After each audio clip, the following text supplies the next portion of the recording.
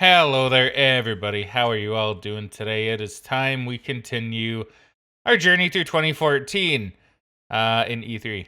That is, um, which should be fun. Should be very, very fun. Doing Sony Yeah, should be pretty I'm good. really curious on what Sony has this year.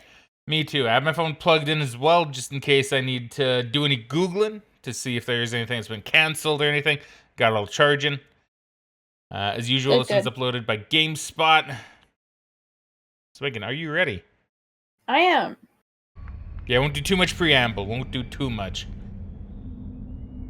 Sony, just for clarity, Sony had an upload too, but theirs included like a pre-show, like they did last year, where they got two people talking, and I'm like, we don't really need the app, right? Yeah. Unless you wanted it. No, it's okay. It's fine. This looks like it's probably Destiny. Starfield, maybe? Oh no, Destiny. I think you're right. I was thinking maybe they announced Starfield like super early. Because I know we've seen some games where it's like, yo, here's the... And I know Starfield took a while, didn't it? It did. I believe, if I remember correctly, it got revealed in like 2016 or 2017. Okay, so I'm like a couple years off at most. Yeah, Which is kind of funny. But yeah, I think you're right. This is Destiny, because that's like the weird ball that like tells people what to do or something. I don't know much about Destiny. We called it the Traveler. Traveler. And its arrival. Oh, it's the Traveler. Changed us forever. Damn. That really put you in your place, didn't it? Well, I thought it was like the little drone, but the Traveler is the other thing I keep forgetting about. I don't know a lot about Destiny for anyone who is watching. Human lifespan tripled. Yeah, so I don't know. I just find it funny how you're like the ghost, and then it's the like ghost, and then it's like we called it the Traveler. It's like, oh. Yeah, I got put in my place. You're like, no, you don't know shit. See, at least I started by saying, hey, I don't know one thing about Destiny. Darkness, which had yeah. across the black gulfs of space. I played Destiny 2 campaign, but I don't remember a single thing about it aside from a little bit of Cade. Found us. And that is it even a good story in Destiny? I think I heard like overall the story was kind of weak in Destiny 1. I think Destiny 2 is better. That is right. So from what I heard of my friend who was like really into Destiny, the base story of Destiny 1 was like really bad. Okay. And then like as they released expansions, they kind of made it better, and I think by the end it ended up being good. And then like Destiny 2 base story was like okay. I'm not sure about the expansions after that. I've actually been meaning to ask him about the Final Shape, the newest expansion that came out like last month. Okay.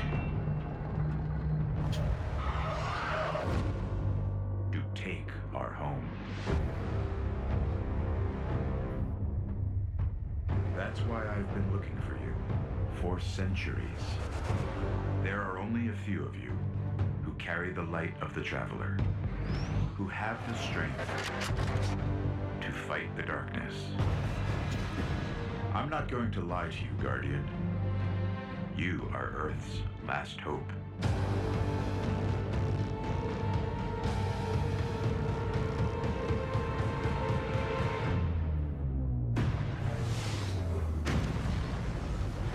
Zoom, zoom. Yeah. If you fail. I will say for the time, like I think I do remember seeing this trailer live. I thought it looked really cool. It's like a sci-fi shooter where you have a very unique aesthetic, right? I mean, yeah, like that's kind of thing, right? A lot of the trailers are gonna make these things look pretty cool. And like, you know, Destiny is an interesting idea. Like I have, like I said, I've not really played it. I don't personally have any like qualms with Destiny, obviously, right? Yeah. I've just heard that the story isn't that good. Now, if the stories get better in the expansions, that's pretty solid. So, you know. Yeah, I mean, as far as I know. Pressure. It just kind of sucks that the base story isn't that good. Yeah. I kind of lost interest in Destiny 2, like, after a while of playing at launch. But, like, especially after I heard later on that they were vaulting old content, so you can't even play base Destiny 2 anymore. Yeah, that's pretty lame. Yeah.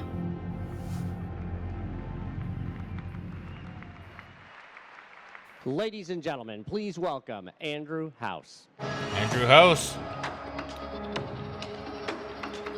The screen wasn't on there very long, huh?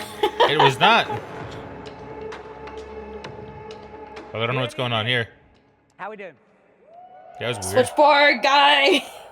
Probably switchboard guy. That was pretty strange. Thanks to the millions of people watching live across the world. It was only That was me. I did watch this live, from what I recall. PlayStation 4. I think I watched this later. I don't think I watched it directly live, just because I think it was airing at a time when I wasn't really available to watch it. So I think I only started catching it live around like 2016, 2017-ish. It means connected. It means the highest visual quality. It means choice. And it means not being a lone gamer, but a member of an extensive community of rivals and friends. The Destiny trailer that kicked off tonight's show is the embodiment of our vision. From its graphic fidelity, to its dynamic social experiences, to its deeply immersive gameplay. Destiny will help define this next generation of gaming. Like so many of the world's biggest and best games, you'll be able to play Destiny first on PlayStation. I mean, that's a pretty good get, to be fair. Millions around the world have been Yeah, I didn't know it was first on PlayStation. That's interesting. Tonight, I'm excited to announce that PlayStation gamers Yeah, because if you're gonna have like an exclusive IP, Destiny at the time, very much hyped up, because it's a Bungie game, right? So people wanted the next Bungie game. And for those PlayStation fans who can't wait until next month for the beta to start, we've got something extra special for PS4. Starting this Thursday and lasting through the weekend, PS4 owners around the world will get a chance to play the Destiny First Look Alpha. Visit the website behind me, he says, hoping it's there, to be a part of a gameplay experience that is only available on PS4. I mean, you never know with these kind of things. You always get all the technical errors during the live show. In addition to all of the extra content that only PlayStation customers will receive, I'm happy to announce our first ever white PlayStation 4 that comes... Yeah, so this is the edition of the PlayStation 4 I ended up buying eventually. All right. Not because I necessarily cared about Destiny itself, but I was kind of just looking to get a PlayStation 4 at this time, because I believe this would have been like around the time my brother moved out. So I didn't have a PlayStation 4. So I'm like, you know what? I'll get it. It's a white one. You know, it comes with a game. It was one of the only bundles at the time. And I mean, it was okay.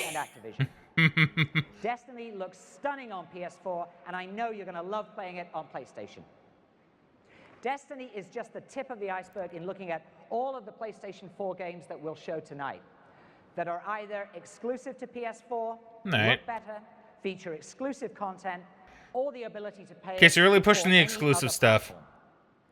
Let's take a look at another new IP that will be available only on PlayStation. I mean, that is their biggest marketing, right?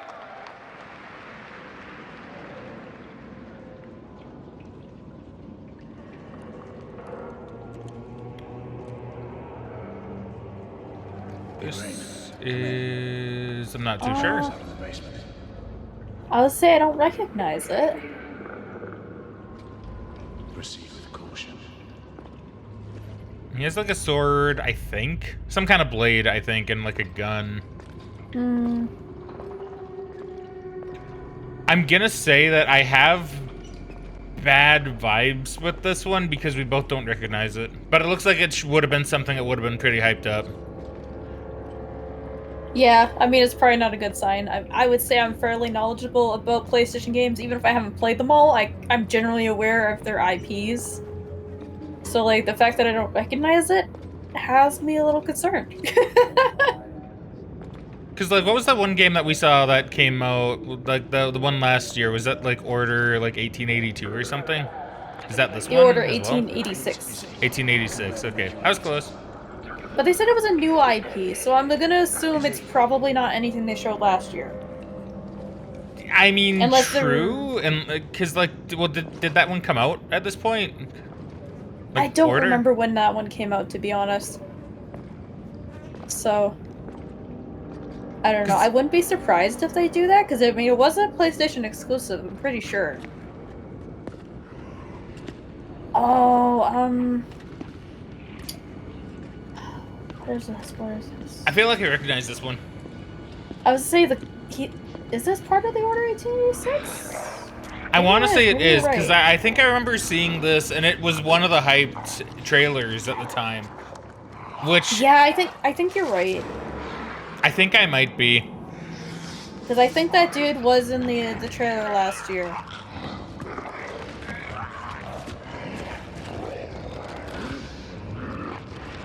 Because I do know they had like more of a trailer than what they had last year, and I always remember thinking back to the longer trailer whenever people talked about the Order and how disappointing it was.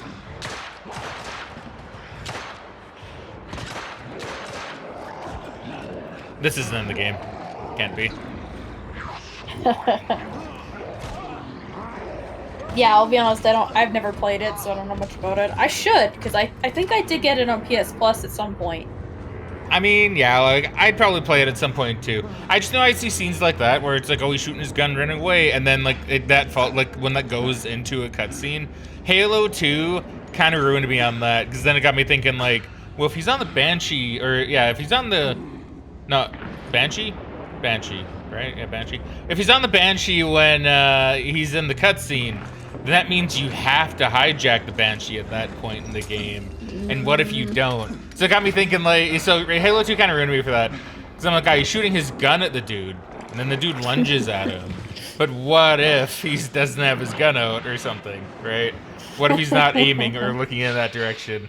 You know, like, Halo 2 kind of ruined me with that. Yeah, I mean, I know games of this era were kind of starting to take things like that into account, but not all of them. Because there is, like, one particular thing from, infamous Second Son. I'm not gonna say much detail, because I know you haven't played the game, but there's a specific phrasing the character uses in a cutscene, and, like, you don't necessarily have to do it. Because they're like, oh, you used your power here.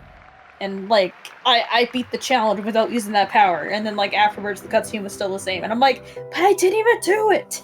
Yeah, it's kind of funny. I also want to point out that I was right, that it was the Order. Yeah. Yeah, you right.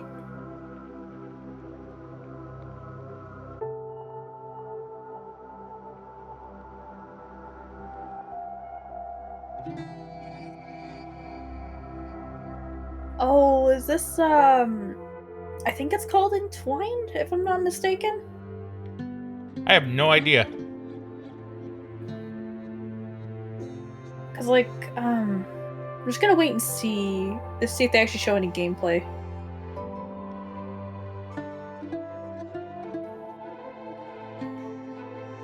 I will say I do like the little origami paper animals, though. They're cute. I mean, it seems interesting.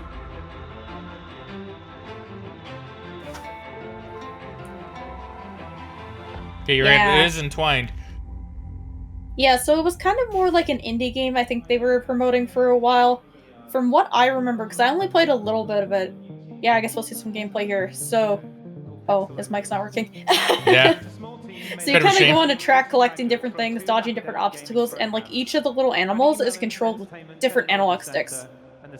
So it was kind of unique in that way. I mean, it does sound pretty unique. We're here to show you our first. Yeah, I don't know if it's considered like good or bad or not, but it's a game about two souls who are in love but can't be together. I will say I've never heard of it, but I mean, I don't recall it. But to be fair, like when he says it's about two souls that can't be together or something, I do actually remember that. So I probably do remember that from the C3. But yeah, like I'd say it's a smaller game. I don't know if it really has much of a fan base. Like I don't know how it did. Because I'm pretty sure I got it on PS Plus, or I got it under like a really deep discount. I don't think I paid a lot for it. You have to bring these characters together, and when you do, they'll transform into an incredible dragon.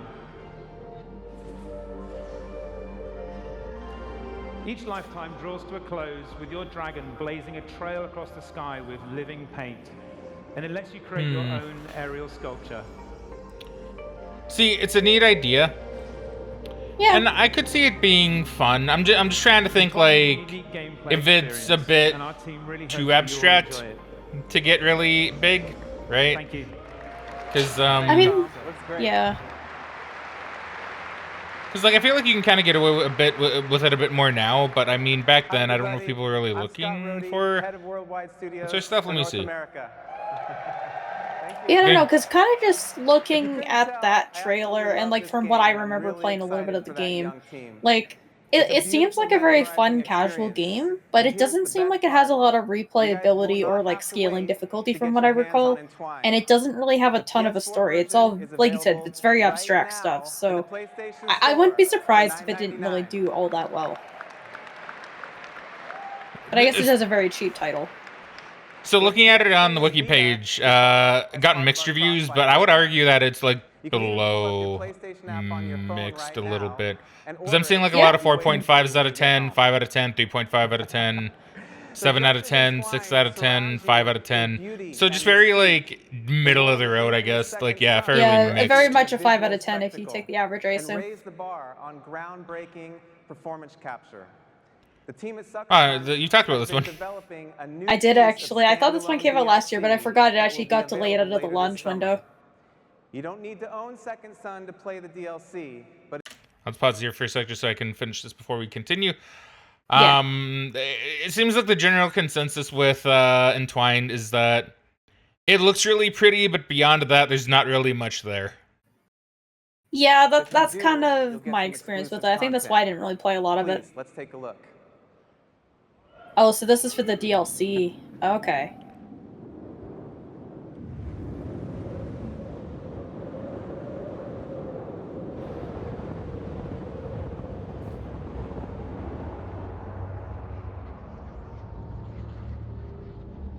I know it's upsetting. Huh. What you've been through. So he said you don't need to have played the game to get the DLC or something? Unless you open up. Yeah, so Is the this is DLC very actually like separate? this is a standalone DLC. So this is a character from Infamous Second Son Fetch. Basically, through here, you're playing through her story before the events of the game. Tell me what happened. But it's actually, like, I'd argue it's probably better than the base game, funny enough. No, that's not too good to hear. I mean, not that the base game's bad, but it's just, like, they kind of expand on the neon power, because that's kind of her thing. And, like, they also have, like, this arcade mode in, like, the facility there, where you could, like, battle and practice and get high scores and stuff. Like, it was pretty repetitive, and, like, the actual story was really good. It wasn't, like, super long. I've played through it twice, and I think the entire story is about, like, 3 to 4 hours. Hello? But, alright. yeah. I still like Second Son. It's not the best Infamous game, but I find it fun, anyway. See, that's one I need to play to really, really get. Yeah.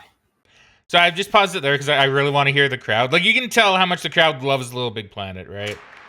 Yeah. Hello? Crowd loves Little Big Planet. Yeah. I'm Pete Smith, and I'm here Was the to third show one you good? Little Big Planet for the I think it first was, time right? And from what I on heard. PlayStation 4. I mean, I never played it, to be honest.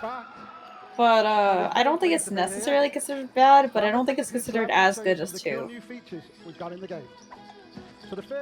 But, considering Media Molecule went to go and do their game engine dreams after this is the last Little Big Planet game we've actually gotten. Maybe one day it'll make a comeback. I mean, we're getting near that kind of nostalgia period for games like this. What would happen if we got, like, a Little Big Planet in VR? Oh, Oddsock. Okay, I forgot about Oddsock. I forgot about Oddsock. Oh, he's adorable.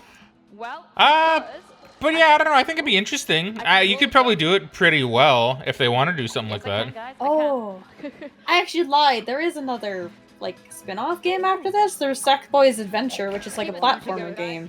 Yeah, but different than this one. Well, yeah, that's the thing. I don't know if I'd really call that like a Little Big Planet game. It's Little Big Planet adjacent. Right. Yeah, I just wanted to clarify, because, I mean, it technically is the IP, but that game, I think, is like 4 years old now? But yeah, we haven't got a yeah. proper living planet. This is Toggle. As you can see, Good job for clarifying, by the way, though. Sackboy's new friend. I appreciate. As well as being the biggest, he's also the So strongest. Toggle Come as on, well, guys. huh? I'm gonna push this really heavy block. Yeah, I forgot the whole And let gimmick Toggle for this one through. is that you could play as like different characters. So it looks like Little Big Planet 3 did pretty well, review-wise. Okay, that's good. Lowest on here being a 6.8 out of 10 by like IGN, but IGN's weird, so, you know. Yeah, IGN's weird. And fit through small gaps like this. Average about a 7-ish out of 10. Oh, I'm okay. going to turn back to heavy Toggle and reveal another new character called Swoop. So, okay, see, I vaguely recall Oddsock, I don't recall the other two. Yeah, I don't recall the other two. I just remember Oddsock. But none of them like Yeah, that was weird. Yeah, just YouTube being weird. Either YouTube or Switchboard Guy. I want to say maybe you Switchboard Guy, actually, because I'm kind of... Yeah. Oh, okay. The stream must have cut out briefly. Like, very briefly, Probably. like for like a half a second.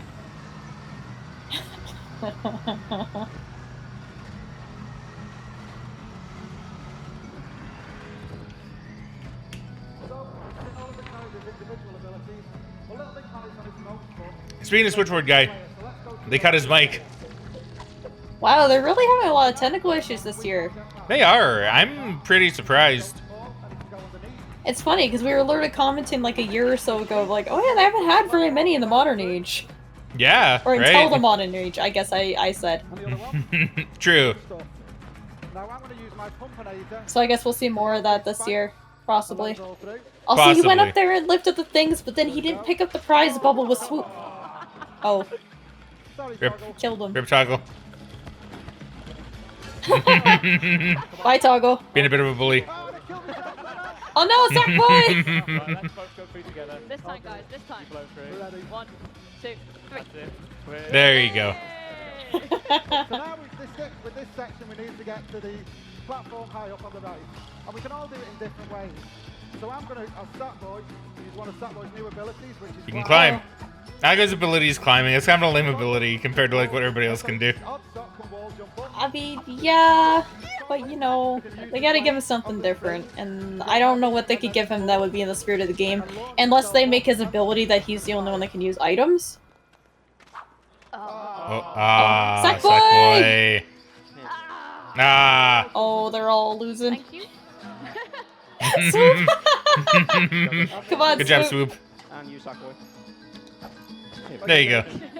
Hooray! I bet you just wanted to show that off. They're like, oh, whoops, we didn't make it. Yo, in I wouldn't be 3D. surprised. Swoop can pick you Oh. up and take you to a platform we can't get to. And make you go heavy.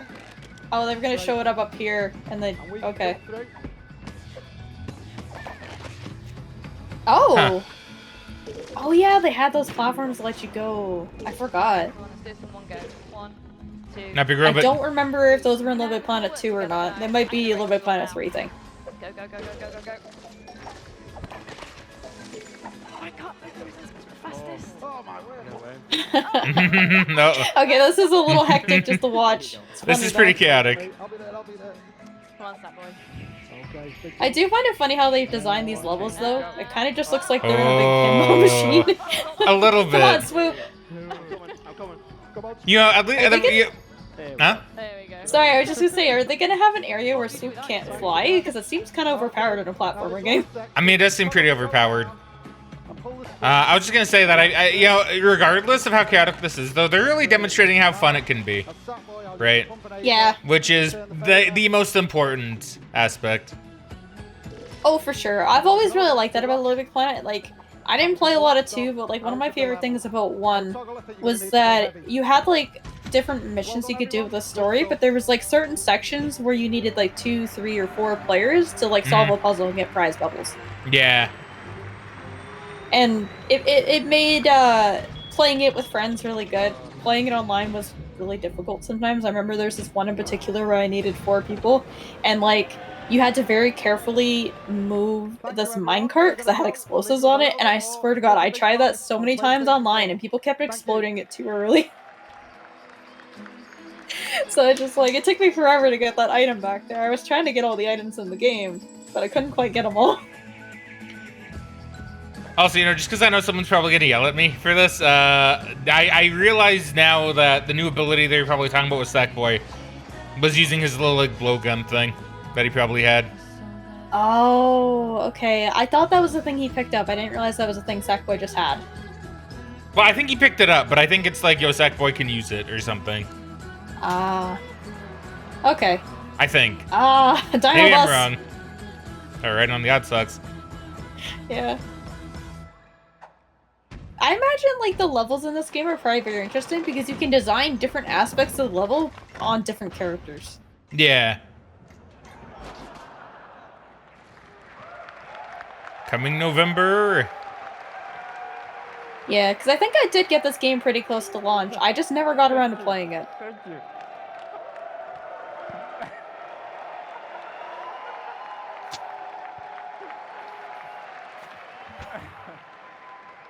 Thank you. I hope you enjoyed the demo of Little Big Planet 3. The creative community of Little Big Planet has been very active. And by today, over 8.7 Seeing a lot of new faces million in the upper echelons of Sony. shared by the community. Yeah, it seems like they have changed quite a bit this year. Maybe they just coincidentally had a lot of people retire around this time. Maybe. You can just go online and play any of this vast catalog of user-generated levels on LBP3 with improved graphics on PS4. It's gonna be great fun for the whole family this Christmas. But Little Big Planet 3 is just one of the great variety of titles that our Worldwide Studios teams are developing for PS4. And tonight, I get the honor of introducing a completely new IP. Ooh, a completely new IP. One of the industry's most respected game directors. This is a project that is very dear to my heart. If you know me, and Please our be good. history, Like, I want this one to be a good IP and not like, one that's poo-poo in hindsight. the world of Bloodborne. Oh, Bloodborne. There we go. Oh. That's it. Now that right there, I heard is really good. Did play a little bit for anybody that's seen my like 1 or 2 sessions I did of it. But I do want to go back and actually play more because I was enjoying it. And I do like my Souls-likes. Yeah, I would like to play it too. I'm just honestly just kind of waiting for you to play it. Not that I'm in a rush.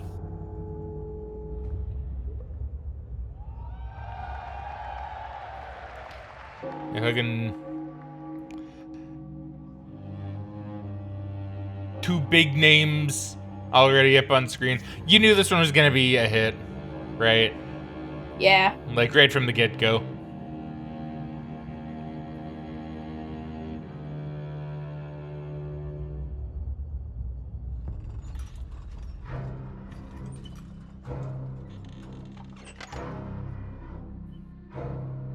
I wonder if they'll ever make a Bloodborne 2. I mean, people want it. I think if they ran out of ideas, they could very easily dip into Bloodborne 2 and maybe even Bloodborne 3. I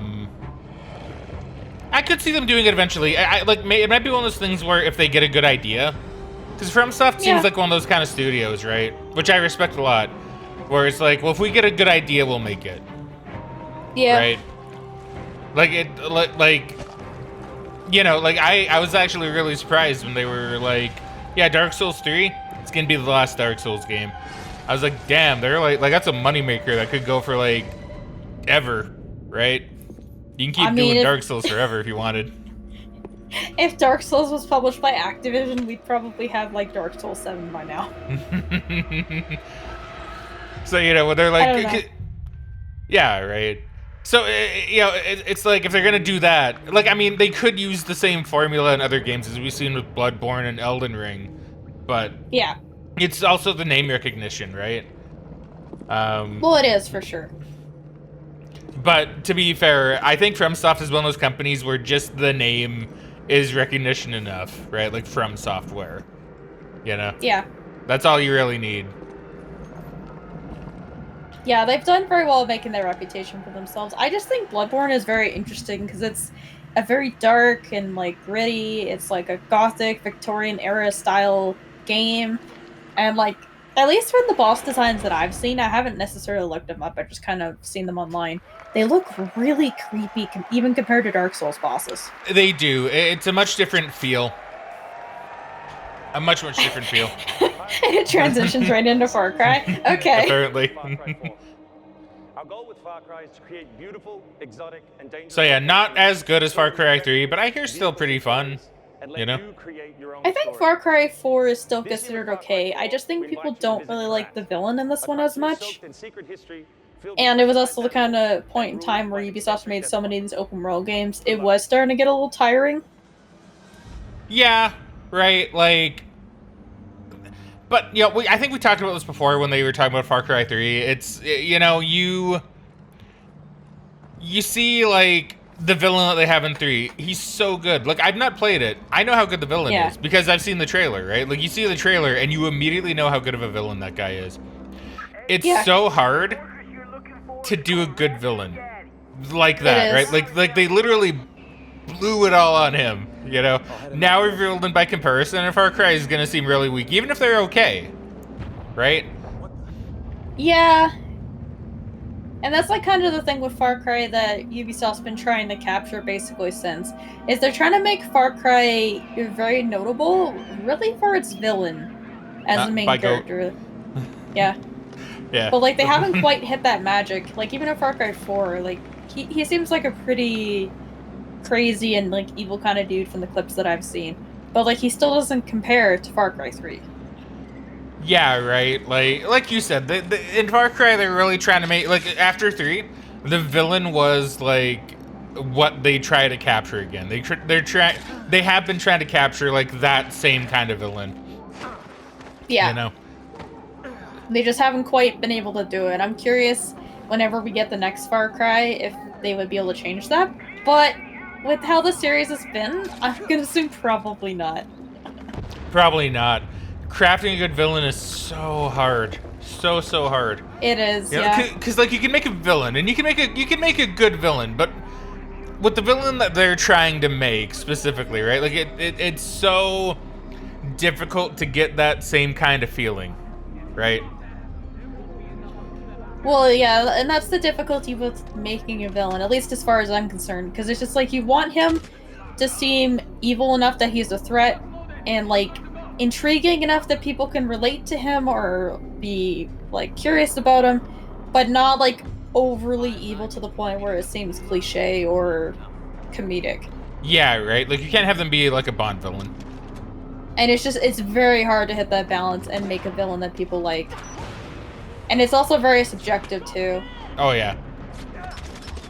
It's a little bit easier for something like a hero because we have all these tropes about the hero being like a good guy or being strong or intelligent, being resourceful, and like you can't really quite do that same like build a villain type pattern.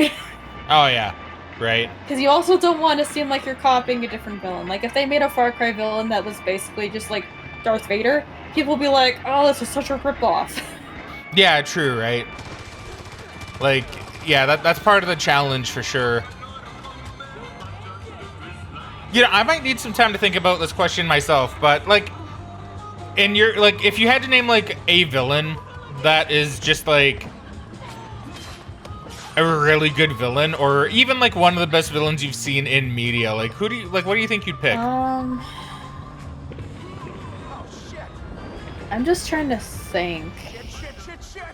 Ah, the wingsuit. I forgot this one. I had the wingsuit. Yeah, this was kind of a big feature of the game. They're like, yeah. Oh look, we can fly now, because they're trying to copy Just Cause a little bit. A little bit, right? Good villain. I'm just trying to think, because like, even a lot of the games that I would consider very good, like, for example, a lot of the Uncharted games, like, I don't think there's an Uncharted game that has like a really good villain, at least in my opinion, but I really like the games. And like, if I'm looking for a very stereotypical, like, comedic type villain, then I mean, as a Ratchet and Clank fan, Dr. Nefarious is still one of my favorite characters. But I recognize that he's not really a good villain. He's more funny because he's kind of incompetent. Yeah. But yeah, I don't know who would be considered like a really good villain. You know, I feel like I have. Oh man, yeah, I feel like I've had like answers to this question before, but I'm really trying to think. Like, I'm trying to go through like movies and shows and stuff.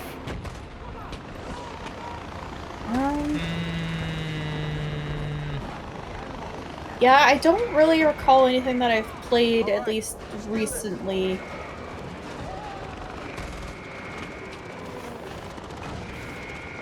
So one thing that I can point out, right? That off the top of my head, because I actually do legitimately think this. Yeah. The anime that Megan and I actually watched relatively recently, Go-Go Loser Ranger, I think has a really good villain in the Red Ranger. Yeah, I agree. I think he's really good because he's the kind of villain that, so anybody, if you haven't seen Go-Go Loser Ranger, I recommend it. It's pretty fun. But, like, at least watch the OP. The OP actually kind of gives the reason why I think he's a really good villain, weirdly enough, right? Because he's so full of himself, and he's so, like, I'm better than you, and I'm better than everyone, and I'm here for me, and I'm going to be threatening, and I'm going to use my power to intimidate you. And I know I can do that. Right? In fact, I'm just going to pause there so I can finish my thought before we interrupt what comes next. And he just has this face and this smile that makes you go like, damn, you're a real bastard, you know? And the reason why I think he's actually a satisfying villain, and granted, this hasn't happened in the show yet, probably hasn't happened in the manga yet even, but he's one of those villains that when he actually gets bested, like whenever he's gonna get bested, like in the manga or in the show, right? It's gonna be satisfying as hell because he's so full of himself, right? That it's like, oh my god, no, how could you beat me, right? Like it's gonna be kind of one of those deals. And it's not like he's a dumb villain either. He actually seems very competent. Right? He's very like confident. You know what I mean? Yeah. Which I like in a villain. Yeah. I actually did think of one. Yes. So, now I know you haven't seen Breaking Bad, so I'm not going to go into a ton of detail, but you may have heard of the character online known as Gus Fring. I've not actually. Okay, damn, I thought you might have. Okay, I'm sorry, I need to explain a smidge. Maybe, if you can. I'm just trying to think. Because he's kind of been introduced as a character, a very upstanding citizen, you know, a very nice guy. Mm-hmm. Everyone kind of likes him. But, like, there's a certain way about the way he speaks that it's kind of, like, makes you feel uneasy. Mm-hmm. And it makes you wonder if he's really being genuine with you. And, like, as the show goes on, you can kind of see that even though he's very calm in his manner of speech, and he's very non-confrontational, he's also very calculating, very cold, and very deadly. Like, he is a guy you should be terrified of, and he's capable of a lot. And, like, as you go through the show, you kind of see more of him, learn more about him, and he always has a presence on screen. Like, pretty much anytime you see him with his mannerisms and the way he talks, like, he has this sense of authority, right? Mm-hmm.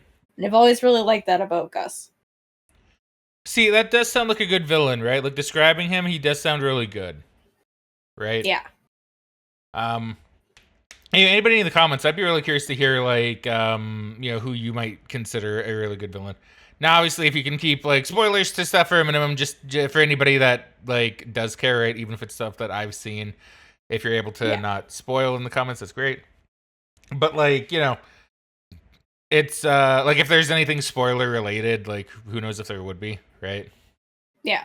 But, like, I'd be curious to anybody else who has, like, a villain that they can think of. Because, like you said, villains are very, like, subjective to what you might personally see as a good villain, right? Yeah. To me, a good villain is someone who has, like, a lot of confidence in their actions. Someone who, you know, definitely thinks they're better than you. Okay, you know what? Actually, I have two. I have two types of villains that I actually really like and respect. Right now, I think about it. Because you have the kind of villain which I'm talking about right now. You know, the confident one, the one that's like, yo, I'm better than you. You know, I'm gonna use my power. Maybe I don't even have some kind of power or like anything, but I have something that I can intimidate you with, and I know I can do it. I know I can get away with it, right? And ideally, when they're beaten, because those are the kind of villains that you love to see beaten, right? It's so satisfying to see a villain like that actually finally lose, right? Which I really like, right? Which is why I think Red Ranger and Go-Go Loser Ranger is a good villain, because I know for a fact whenever he's beaten, it's gonna be really fun to watch, right? Yeah. Another type of villain that I really like is the kind of villain that doesn't necessarily see themselves as a villain, right? Like, they have a goal and they have a plan, but to them, they're the good guy, right? Yeah, I do like villains like that.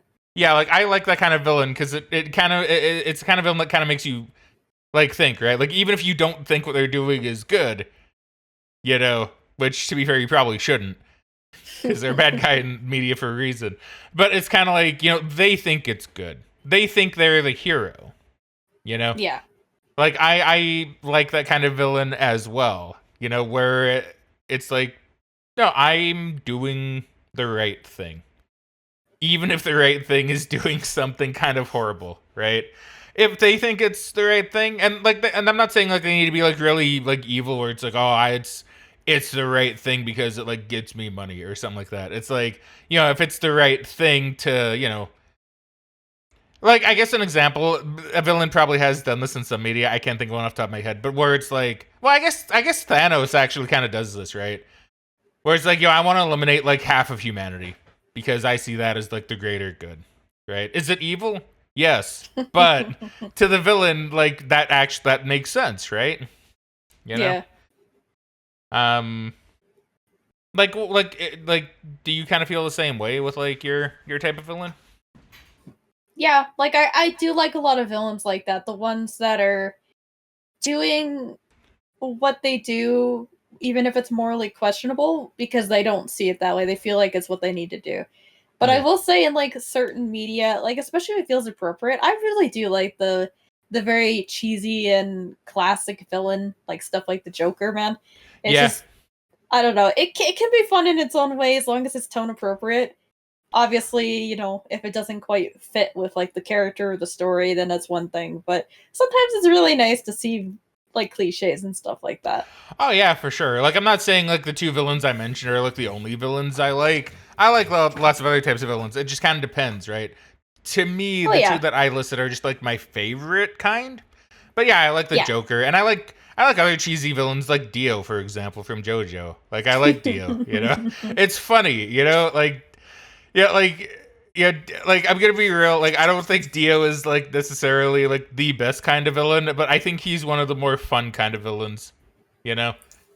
Like, yeah, okay, like, but I like the fun kind sometimes. It's just, I just wanted to mention that specifically, because, like, it can be fun, it can be done right. Having a character like that, like Dio, the Joker, even if you go into, like, Spider-Man, stuff like Green Goblin, like, it can be fun in the right context, but it has to be the context where you're trying to make the hero feel really powerful and morally just, or it has to have like a bit of a goofy tone. If you try to have a serious story with something like that, it doesn't always work. Yeah, right. It's kind of funny actually, like, just kind of mentioning Dio, right? Real quick, I it's really funny how Dio actually kind of transitioned in a way between like the two types of villainy. Yeah. I mean, let's be fair, with what he does in like season 1 of JoJo, he is a totally right bastard, right? But like later on, you know, he definitely becomes more of the, you know, like the, oh, you approach me kind of villain, right? Which is really funny, yeah, you know? So, you know, Dio's kind of been like both types of villains in a way. But yeah, I don't know. Villains are cool. I like villains, right? Yeah. And maybe, who knows, maybe I'll eventually think of like, oh yeah, this villain. Or no doubt, like literally the moment the recording goes off, I'll probably say, damn it. I know exactly what villain I would have said now. Because I know I have some. I know I have some in my head. I can't think of any off the top of my head, right? Yeah, like I'm sure I would have some too. I would need something just to kind of refresh my memory because, like I said, I haven't played anything recently. I remember getting mauled a ton by Thailand right. in Far Cry 3, so I really look forward to getting revenge in the Himalayan mountains. Oh, if you want to say anything more about villains, I can pause again. Come on. Yeah, no, it's okay. I'm good. Okay. But yeah. Anybody have any thoughts on villains? I'd love to hear them. Megan would love to read it too, I'm sure. Yeah. Even if they don't own the game. Yeah. Oh, this is the remote play feature. Remote play is pretty interesting. Okay. I know this is off topic, but Yes. I did see a post on Reddit earlier today that someone on Final Fantasy XIV was trying to pay for a clear on PlayStation because they couldn't beat the solo duty, so they wanted someone to play remote play and beat it for them. And I just thought it was the funniest thing ever. That does sound pretty funny. Like, I know it's not really related, the remote play just reminded me of it, but I'm, like, for anyone who doesn't know, like, there's duties in the story that you have to beat at occasional points, and, like, some of them can be difficult, but generally once you fail them, you get an option to go on easy or very easy versus normal mode. And this guy couldn't beat it on very easy. Yeah, she, just to also be clear, she is talking about Final Fantasy XIV. Yeah. Just to make sure. Sorry, I thought I said Final Fantasy XIV. You did earlier, but I don't know. You just no. I'm just not too sure if it was like super clear. Yeah, but yeah, I know it's off topic, but I just thought it was kind of funny. So yeah, it's pretty funny. A common theme. Yeah, no, don't worry. You did say Final Fantasy XIV. I don't know why. I think you just said something. I'm like, okay, wait, is it clear enough? Well, I'll just clarify just in case. yeah, no, that's fair. I don't want to confuse people. Deep Silver. This is Dead Island. One of Dead Islands. You're right, yeah. Covering the zombie bite. Yeah, because it's a much better trailer to showcase what Dead Island is. Not like the first one that they ever showed. So it makes me upset. I mean, the first trailer wasn't good for Dead Island, but it was a very good cinematic and a very viral trailer in general. I mean, the trailer for Dead Island, the first one, was the best trailer I think I've seen in it for a game. It just didn't convey what kind of game Dead Island was, which is what's disappointing about it. Because I want an emotional zombie game like that. And I mean, yeah, we have Walking Dead, but I mean, I want more, right? Well, yeah, that's part of the reason why I like the Telltale Walking Dead game so much, is because it's like a very emotional type of game where you're living in an apocalypse. It's more like a survival story than it is about zombies, at least for me. Oh, I forgot about this. It's pretty good, actually. Oh. I can't appreciate that this guy's like, okay, I know I'm gonna turn into a zombie, so like before I do, I'm just gonna chill and run until it happens. Yeah, respectable. It's very respectable. Yeah, I will say it's really weird. I wonder what kind of started it, actually. Maybe it was Dead Rising. Because I know, like, zombies kind of became a joke in video games for a really long time, where it was like, oh, it has zombies in it, it's gonna be hilarious, right? It's gonna be a funny game, right? Maybe it's Left 4 Dead. Yeah. I'm not really too sure. Maybe it's just a couple of them coming out at the same time. We just had a lot of zombie games. That's really all it was. We got flooded with zombie games for quite a long time.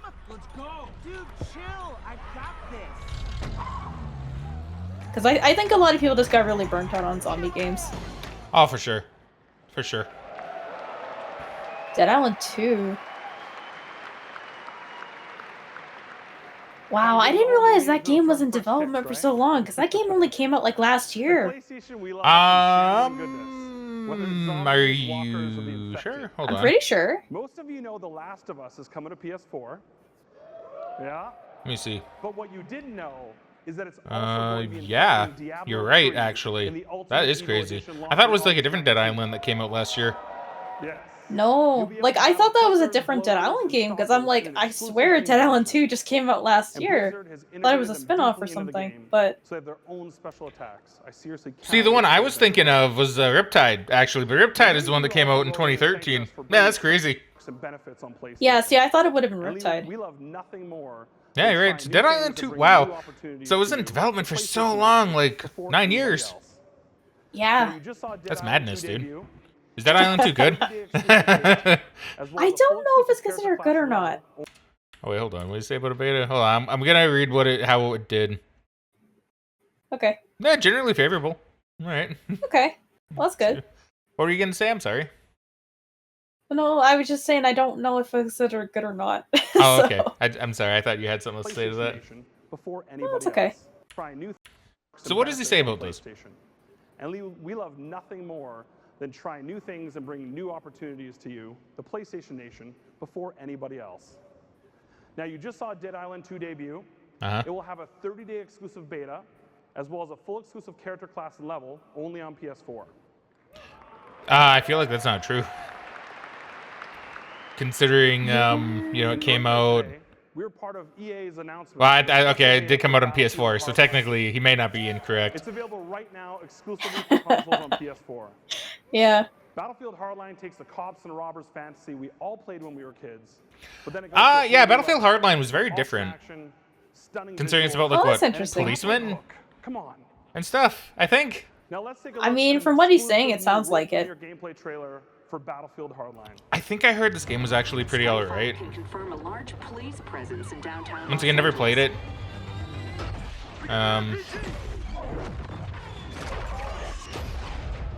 Now, admittedly, it is a bit weird to see like policemen and robbers using like RPGs and like blowing stuff up. But you know what? It's fun.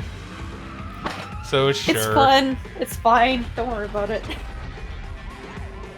Mixed or average, apparently, so all right enough. Yeah.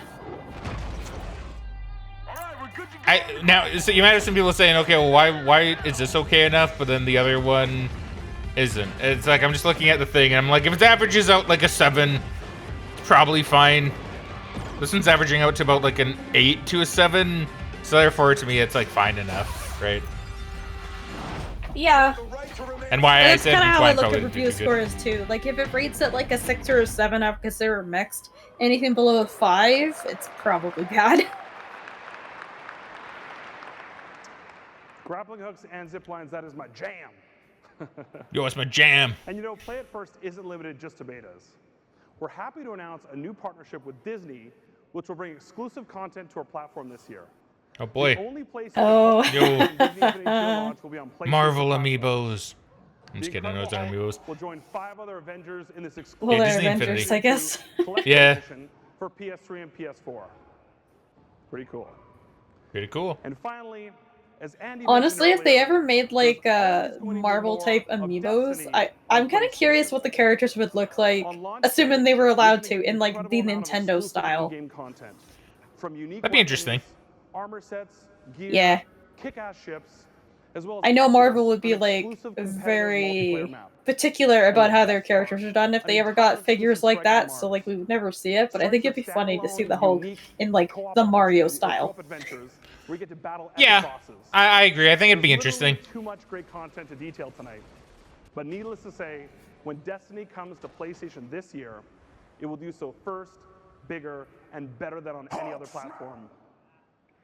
Okay. Hulk smash is right. Alright. Was that part of the clip or was that just someone in the crowd? I think that was maybe they I don't know.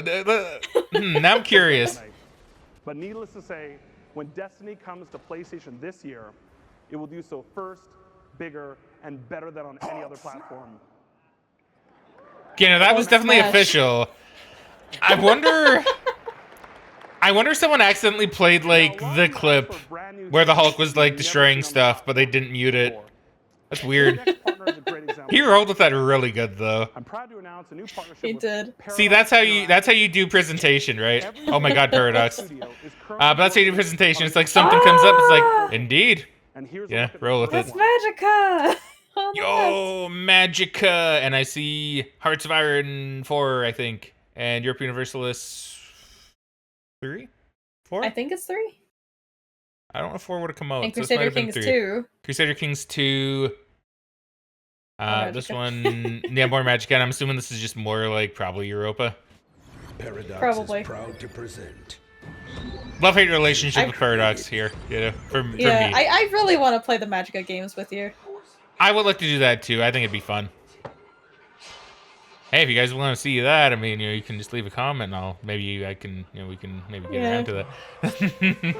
It's still so weird to me to think that the developers that made Magica eventually ended up making Helldivers too. Is it same company? That's crazy. It is, yeah. Like, obviously, the first Helldivers is a very different game. It's like a twin-stick shooter top-down game. Kind of in a similar vein to Magica, but I think Magica was their first game. I mean, that's probably true. Oh, bye, cat. Ah! Mittens, no! Oh. Oh, come on, you're a wizard. You can drive a car. Oh, Magica 2. Now hiring wizards. Okay, I totally don't remember this commercial, but this is great. I'm loving this. This is pretty good. Also, I see they changed the laser effect. That's interesting.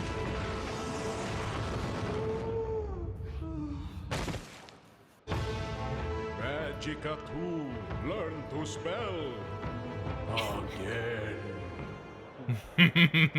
Oh, That's good. Vladimir. Nice. He was not a vampire. I think I know how to spell pretty well. Yeah. I'm pretty sure that's not how you spell Magica. I remember that. Just saying. Yeah. Of all the thousands of letters we received, there was something kind of special and odd about this next one. Dear PlayStation, I heard that the new PlayStation 4 can do anything. Can it do near? I feel like they played it a bit too early. I'm 12 years old. A little bit. Not alive. When some of the I love the best way he games spelled ever instance made on the came right out. side there, by the way. Now a lot of Wait, on the right side? Oh, here? Yeah, for Yeah. instance. Yeah, okay, that's funny. gone forever to play a masterpiece. Tim Schafer. Like, for instance, Man. one of Oh, is Tim this Broken Schafer's Age? Old adventure games. Oh no, this is Pirates, Grim Fandango and that's remastered, not I'm pretty nice. sure. Please, is there anything you can do to bring I need to play Grim Fandango. I hear it's so like good. one of Tim Schafer's I do too. back I in the tried day. playing it years ago, but I Sincerely, couldn't figure it out because I was a H10. dumb kid. I think somebody's trolling. So, like, I do wanna Okay, play it. So she was 12 at first, now she's 10. There's a fingerprint. I did play some Day of the Tentacle, which was really interesting. You'd probably really like that game, to be honest. Probably. I've heard really good things about Day of the Tentacle. Yeah, it's very quirky, Oh. very weird. Oh, we're seeing Tim Schafer's face. I see. That's Tim motherfucking Schafer. Tim motherfucking Schafer. They swearing at the E3 conference. Crazy. We have some great news for you and the Now, fans. did he have to write that After letter, or 15 did he years, get his daughter to write it? In tandem with our third-party That's a good production question. team, we'll be I would remastering love to see him just like sitting in his office, being like, "How do I write this letter so it sounds like a little kid?" But yeah, Grim Fandango Remastered is like a really good addition to the game. It looks very beautiful. I did play some of it when I did on Vita, but like I said, I didn't get too far into it. I was never very good at adventure games, and I got stuck pretty early in the game. But it was very quirky and very funny. You've also told us that you guys love a wide range of crazy and diverse games. Oddworld, I see you. This next partner Crazier shares your than love and Xanax. support All for right. independent developers, and has brought fantastic games to PlayStation, like Vlambeer's Little Damn, this guy's so Wowzers good as a and presenter. Denton's Hotline Miami. Because literally anybody else would be like, fantastic games. He's like, fantastic games and fantastic games. He catches it, immediately spins it, makes it good again. Right? On PlayStation platforms. Yeah. This guy's placed it. This is Sony's Reggie right here. Yeah, I don't know how long he was presenter though. I don't quite recall. Broforce. I love Broforce. Such a good game. Yeah, it's a very interesting game. Hurts my throat when I play it. but Oh, it's a Titan really Souls. good game. I know there was a lot of hype about this game when it came out because people were like, "Oh my god, it's a 2D Dark Souls,"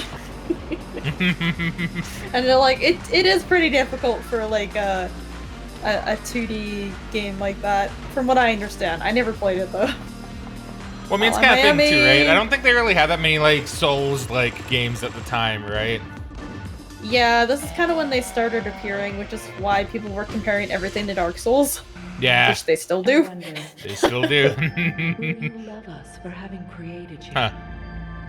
Will the world you build be like ours, or so different? So speaking of Dark Souls, it's kind of funny because like I know it's obviously not, but like I see something like this, and I think Ornstein and Smo lived here. I was gonna say this know? looks like the inside of Anne Rolando or something, or the Ended Parish. Yeah. This looks like the Talos Principle.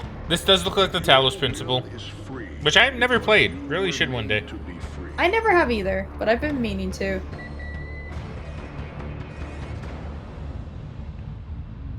Let your will be done.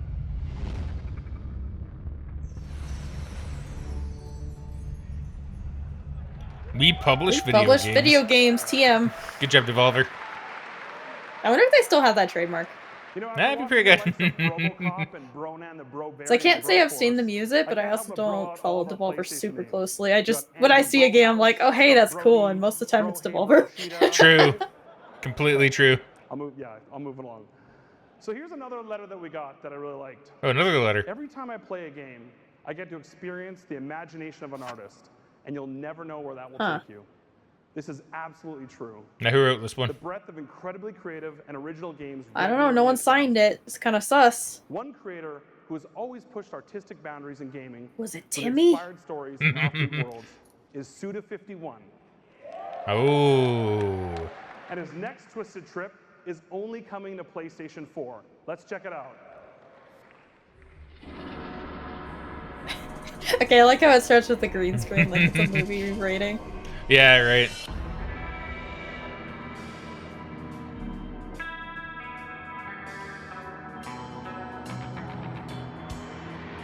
Yo, pocket sand, but not from the pocket. Just normal sand. Sha sha sha. Sha sha sha. May he rest in peace.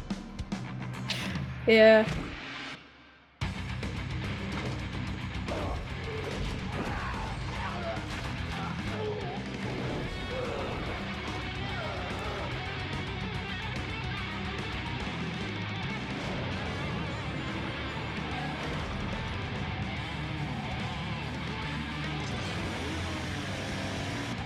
You know, a lot more like live action-y kind of trailers. Yeah, I'm kind of noticing that too. I wonder if that's because they ended up using like a movie studio or something to film a lot of these trailers, like Sony Pictures or something. Let it die. I mean, I think it's possible. I could see it. Okay, I'll admit I don't know anything about Let It Die. I don't either. I'm looking it up right now because I've not played it. But like I know Suda51 does like really What game doesn't remind me of? Journey. weird and interesting games. Oh, Journey. Yeah. Journey took Ooh. us on an incredible adventure. In Let It part Die. thanks to Let's Matt see. Nava's stunning art direction and composer Released- Austin Wintory's Grammy-nominated score. Nah, They're teaming up 2016, again at okay. Matt's new studio, Reception. Giant Squid. Mixed or average. See the world premiere of their brand new Okay. What's the gameplay like? Oh, Abzu? Okay, Abzu'd be pretty good. I want to talk about that. But I also want to just mention this real quick, which is why I paused, so we don't interrupt Abzu. Or I don't interrupt Abzu. Because I saw the gameplay for Let It Die, like the gameplay description, I had to read it out. Okay. Under the supervision of a skateboarding Grim Reaper called Uncle Death, players fight through a treacherous tower, obtaining various types of weapons and armor while finding creatures and mushrooms to eat in order to stay alive. Upon death, a player's death data is circulated among other players' games, where they will appear as formidable opponents. The sharing of death data is one of the various asynchronous multiplayer elements in that game. Huh. It's kind of neat, right? So kind of like a I mean, roguelike hack and seems like slash. a cool idea, yeah. Oh, apparently it's a Battle Royale sequel to Deathverse, Let It Die. Oh, wait. Oh, wait, no. Oh, no, it's getting a Battle Royale sequel called Deathverse, Let It Die. Oh. So I haven't heard about that. That's kind of cool. Huh, alright. So Abzu, good game. Played through it on stream a while ago. Do have the video up if anyone's curious. Check it out. Play it. It's really good. It's very interesting.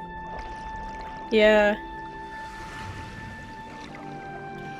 But I've said this before. I appreciate like the ocean in games like this, right? Like I think the ocean's really interesting. Yeah. You know, I think the ocean's just kind of cool. Like, would I want to go out into the ocean or in the ocean? No, probably not. It'd make me pretty uncomfortable. I've been very landlocked for a while. I've only gone on lakes, so I don't think I'd really care much to go into an ocean. But I find the ocean fascinating. Yeah.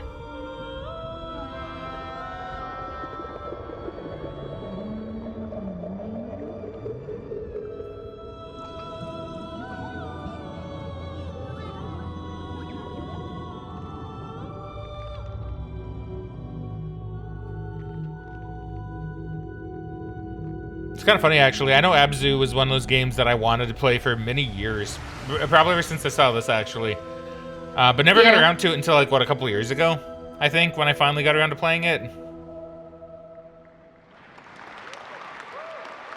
Then I was like, yeah, this game's pretty good. Beautiful. And Abzu will make its exclusive console debut on PS4. Just look at the staggering range of content coming to PlayStation Network. All of it pushing creativity and... What do we have? I'm just kind of curious. Project Cars. That's a good one. I do actually like Project Cars a lot. Axiom Verge also is a pretty good one, too. I've heard good things about Axiom Verge. Binding of Isaac, whichever one that is. Yeah, I don't know. I think that's Rebirth. I think I heard that's a good one. Hyperlight Drifter up there. Scapegoat. I've heard fun things about a Scapegoat. Rogue Legacy, I've never played, but I've always wanted to. It's been one of those games that's been on my list for years. Yeah. Reaper, I don't know what that one is, or that Yeah, one. I'm not too sure. That one, I do recall that one. I don't remember how you're supposed to say the name. But I do know which one that is. I think it's considered pretty good. Yeah, I mean, decent games on here. Some I don't recognize, but some I do. Thanks to all the developers. Oh, we got more on the side. Spelunky as well. Night in the Woods. On Nidhogg right there. Guacamelee. No. I want to go back. We back. Oh, I got Shantae in the top right corner as well. Yeah, Shantae. I'm glad I haven't heard Night in the Woods. I've heard good things about. Need to play it. Castle Storm. Not heard about it. I've heard good things about Nidhogg and Guacamelee. Yeah.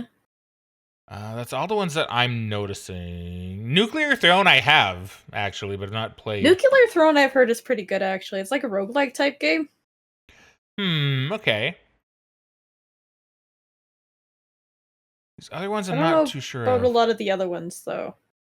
Thank you for the letters, and thanks to all of our fans for loving games the same way we do. I can't believe I get to do this every single day.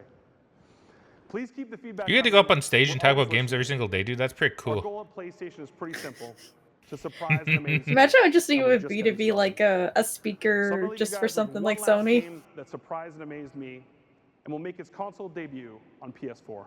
I mean, if I'm getting paid like Sony money to go up on a stage and talk, I'd be down.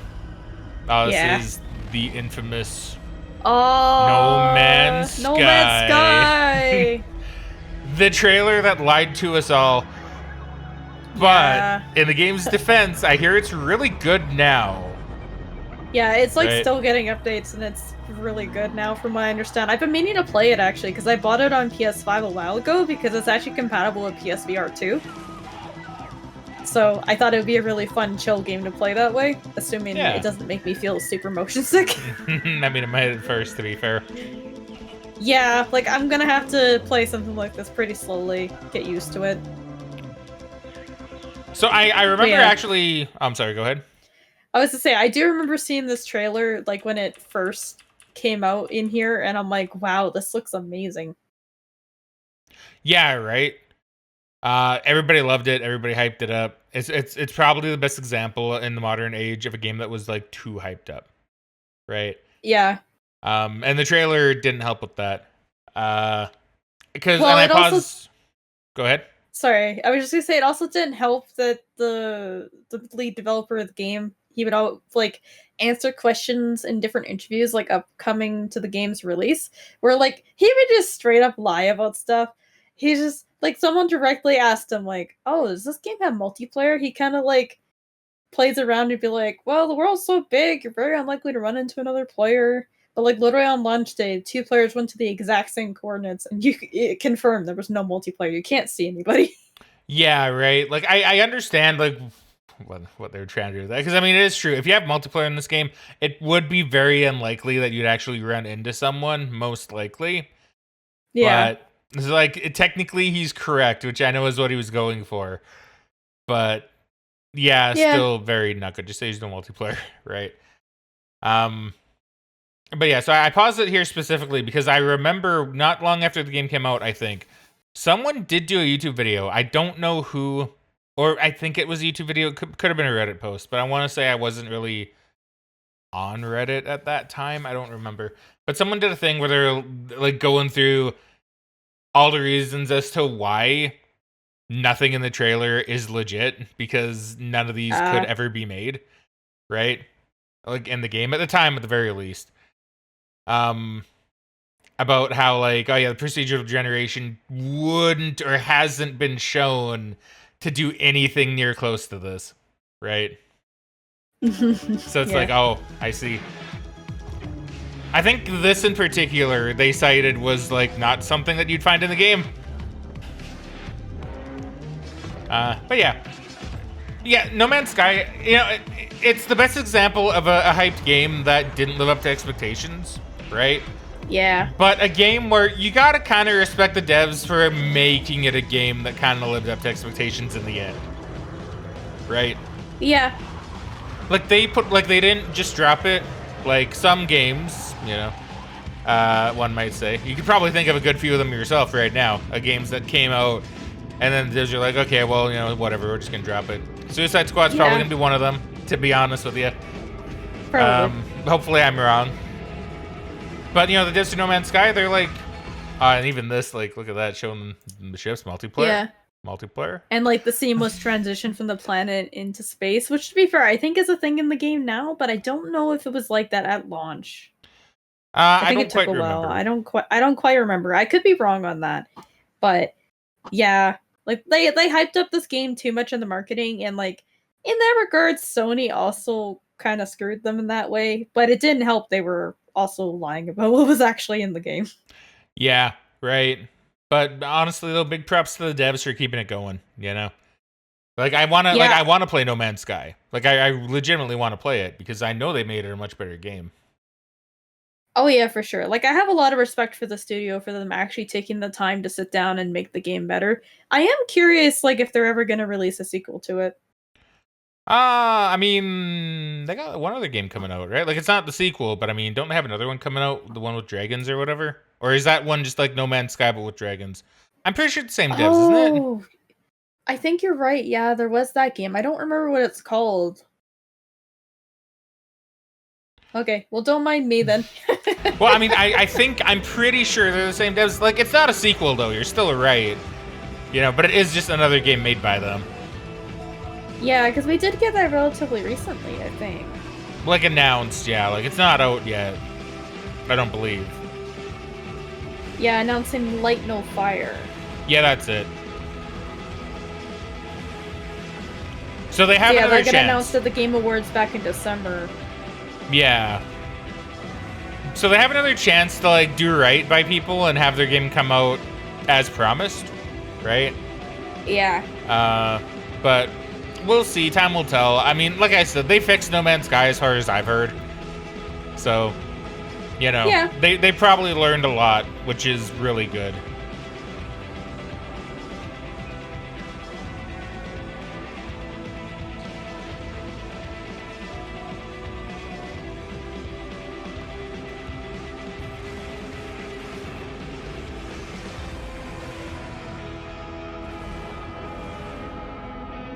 You know, I actually did get No Man's Sky on release. Like, I'm not mad about it, by the way, because, I mean, like I said, I know they made the game better. But I actually did buy No Man's Sky on release with the intention to stream it. And you know what? The game didn't run that well. I don't know if it was my computer or not, but the game just didn't like running good on my system at the time. So I was like, well, I'll wait. And then I just chose not to care anymore after I heard how bad it was.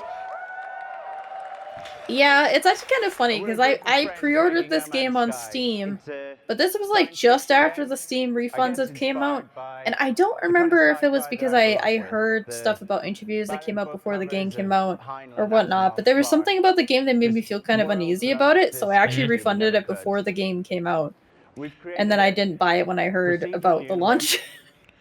Yeah, and that's fair, right? And it's one that everyone can share. We're going to start every player on a different planet, so no two people will have the same experience. This universe that we've created, it's so vast, it's so boundless, it's actually infinite, and we don't even know what's out there. When the game releases, every player who picks up a pad and plays is going to help us discover a little bit more. And I can't wait.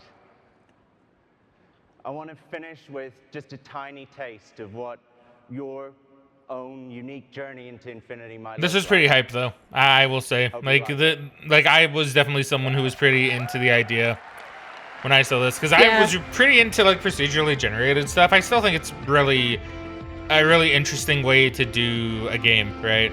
Especially like animals and creatures and stuff. So I saw this, I'm like, oh my god, this is like crazy, revolutionary, you know? Yeah, it looked really good for this release, like this release trailer. I was pretty hyped for it at the time too. And I mean, it is a while until we got the game, because the game came out in like 2016. But I think they did show it a couple times between now and then that I saw. So, yeah, like this was a pretty cool game. Yeah.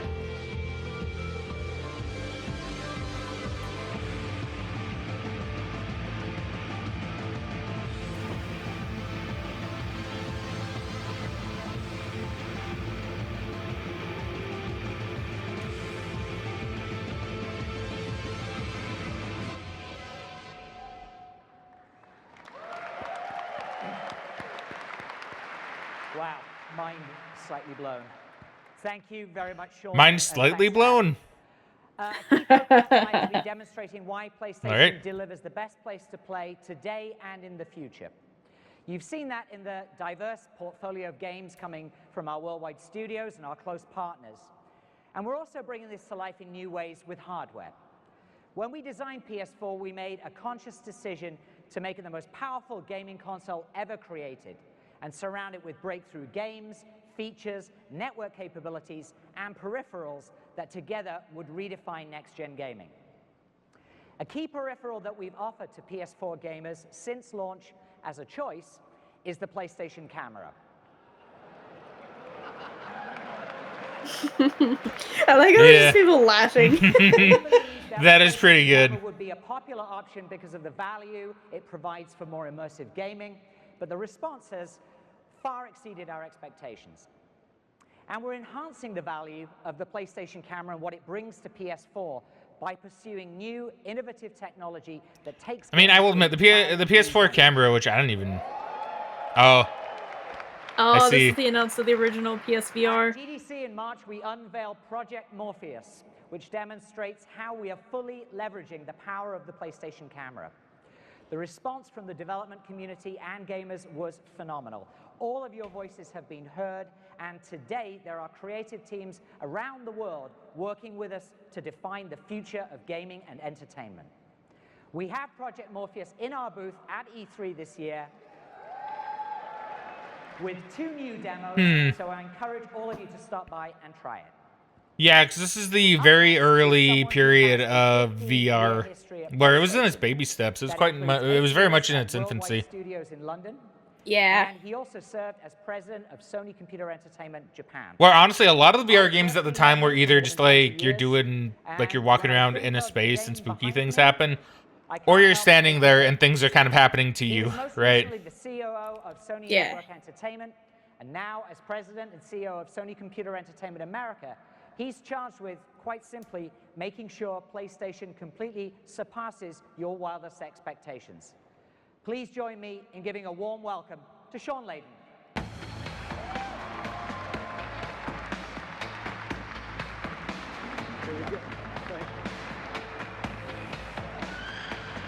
Thank you, Andy. And thanks to all of you for the really warm welcome out here on stage. Wow, there's a lot of people in this room. I've been to every E3 except the very first one. From Atlanta. That's impressive. We were there at the first one, through video form, mind you. But we were there, technically. Never thought for a second that Well, I might yeah. have the honor and privilege of A little being bit on the late, but we stage were there. A little bit late, but we were there. And while it is a great honor to be here, I got to say that the strongest emotion I'm feeling right now is excitement. Woo! Woo! And more than a little pressure. But I'm completely and utterly thrilled to be here. As you've witnessed already, the thirst for innovation at PlayStation is tremendous. Our lineup of genre and blockbusting titles is a testament to that. And our desire to bring great games to all of you is matched by our commitment to bring a great gaming experience throughout the world of PlayStation. So let's start by talking about PSN. Our network is robust and ever evolving. I like how communicative the crowd is. Experience gamers want. I know, right? And we have heard loud and clear what you're looking for. Powerful ways in which to share your experiences and connect with your friends and the growing PlayStation community. To that end, we continue to bring new tools to the PS4 faithful to enable that desire for shared experience, such as Share Factory and the photo mode in Second Son. And we'll continue to enhance our features that redefine how, when, and where gamers play. A quick look at that reality is frankly awesome. Nearly 95% of PS4s worldwide are connected to the network. And the social activity is astounding. I mean, yeah, a lot of the consoles would have been connected by this point, for sure. Yeah. It's really funny when you think back to like when they were first introducing online. It's like, yeah, we hope to see like half of our player base connected by the end of the year, and now it's like, yo, 95%'s connected. Million times. And that's more people playing it, and the right? community to check out their gameplay. And that last metric will climb even higher when we bring YouTube to PS4 later this year. Yo, YouTube on PS4, woo! With the simple press of the DualShock 4 share button, PS4 gamers will be able to quickly upload video captures to their YouTube channel.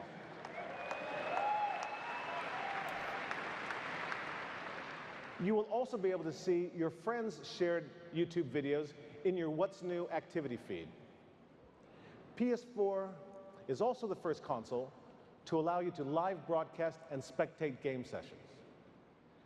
Already, more than 150 million spectate sessions have been viewed on PS4, and we're constantly innovating this experience as well. Look, when you're watching at home some schlock horror movie, sometimes haven't you felt the need to, or the desire to scream at the television screen, look out behind you or don't open that door? Well now, only on PS4, you can effectively do just that while spectating, and they will get the message. Not only can you watch someone's gameplay in real time, you can now interact with that person's game experience while they're playing. You can help them, you can harm them, it's up to you. But you're right there with them. Harm. It's always harm. This is another way we're going to redefine what social gaming can really mean. Doesn't surprise me you would say that. Well, it's true. It is always harm. Yeah. You look at most Twitch chats, they're generally evil. With some new content for In the best way, of course. The free DLC. Yeah, because like I don't remember what game it was, but there was one game on Steam where it had like Twitch integration and they could like spawn different things in the game to make it easier or harder. And like pretty much everyone I saw that was talking about that is just like, yeah, they just make it harder for people. We're using the network to bring you more of what you want. I wish I could remember the game. It was an indie game from a few years ago. Games that are epic and challenging, and games that are more accessible, such as free-to-play. We're committed to making PlayStation the best destination for free-to-play games. Free-to-play offers a great way to discover new worlds and experiences, and we think this category will explode on PlayStation in the coming years. Right now, we have more than 25 free-to-play games coming to PS4 in the next 12 months, including Kingdom Under Fire 2 from Blue Side, PlanetSide 2 from Sony Online Entertainment. There you go. There you go. And Guns Up from Valkyrie Entertainment. And on PlayStation, at point of entry, free-to-play means free to play. Let's take a look at that. All right.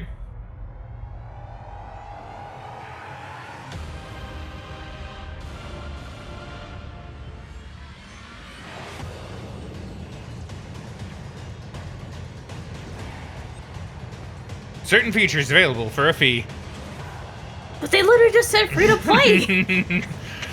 Stop lying to us. I mean, free to they had play. a Fat Princess game like this? I forgot about that. Not free to have all the features. Yeah. I don't even know which one this is. I don't know. Oh, it's like a mobile game? Or it looks like a mobile game.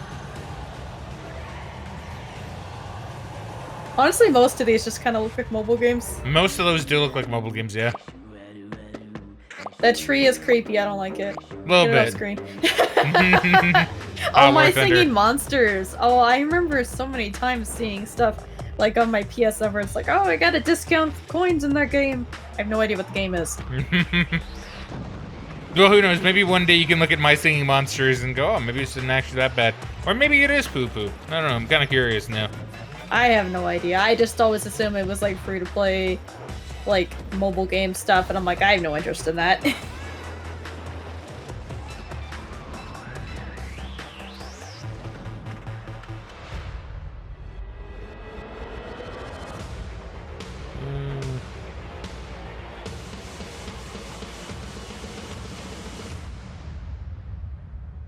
Players collect and breed many different types of monsters, each which is how you each of which has a unique musical line that is either sung or played on an instrument. Oh, okay. Wait, what'd she say? Yeah, it seems okay. As a thing, what's the reception?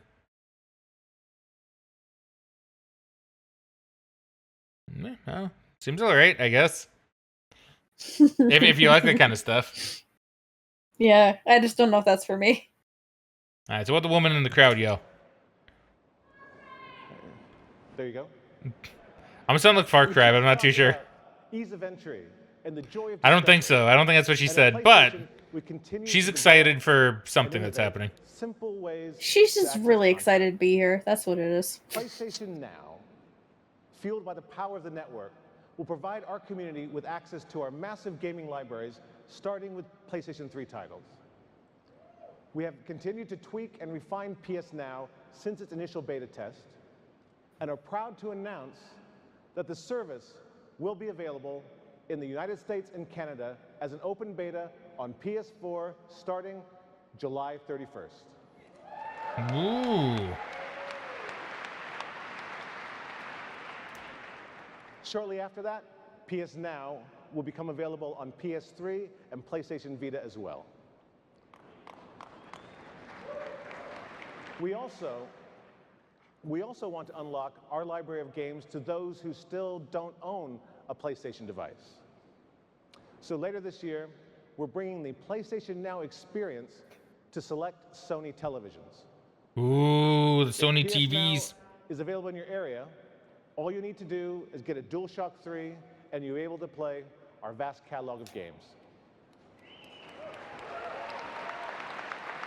Yeah, that's pretty amazing. During the open beta, PlayStation gamers will have access to more than 100 PS3 games from the industry's best publishers, our own worldwide studios, as well as the best of the indie development community. I mean, some pretty good ones there. In our booth at E3 this week, you can play such major Yeah. hits as Dead Space 3, Ooh. God of War Ascension, Metal Gear Solid 5 Ground Zeroes. Was Dead Space 3 out at this point? I want to say it was. Because I want to say, like, the crowd's reaction to that's actually pretty telling then, I think. Like, Dead Space 3. They're like, oh. God of War Ascension. And then they get really excited for, like, God of War. And then really hype for Metal Gear 5.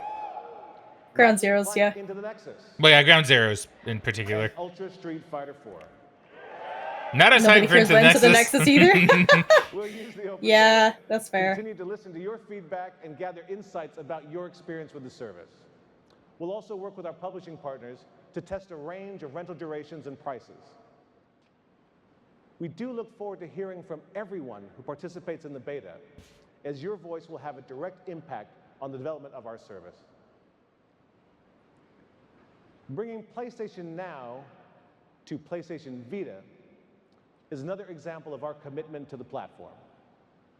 With PS Now, Yeah, let's not make games for it, but we will stream other games to it so people can pay a subscription fee for the console they bought. Accurate. Access to the deep library of PlayStation games. And it's just like, oh, screw you, the guys that got Wi-Fi. The people that have the 3G Vitas are going to be able to stream it a lot better. Has expanded the way gamers use the device. Remote Play gives Vita owners quick access to PS4 games. And the response has been Remote Play is kind of cool.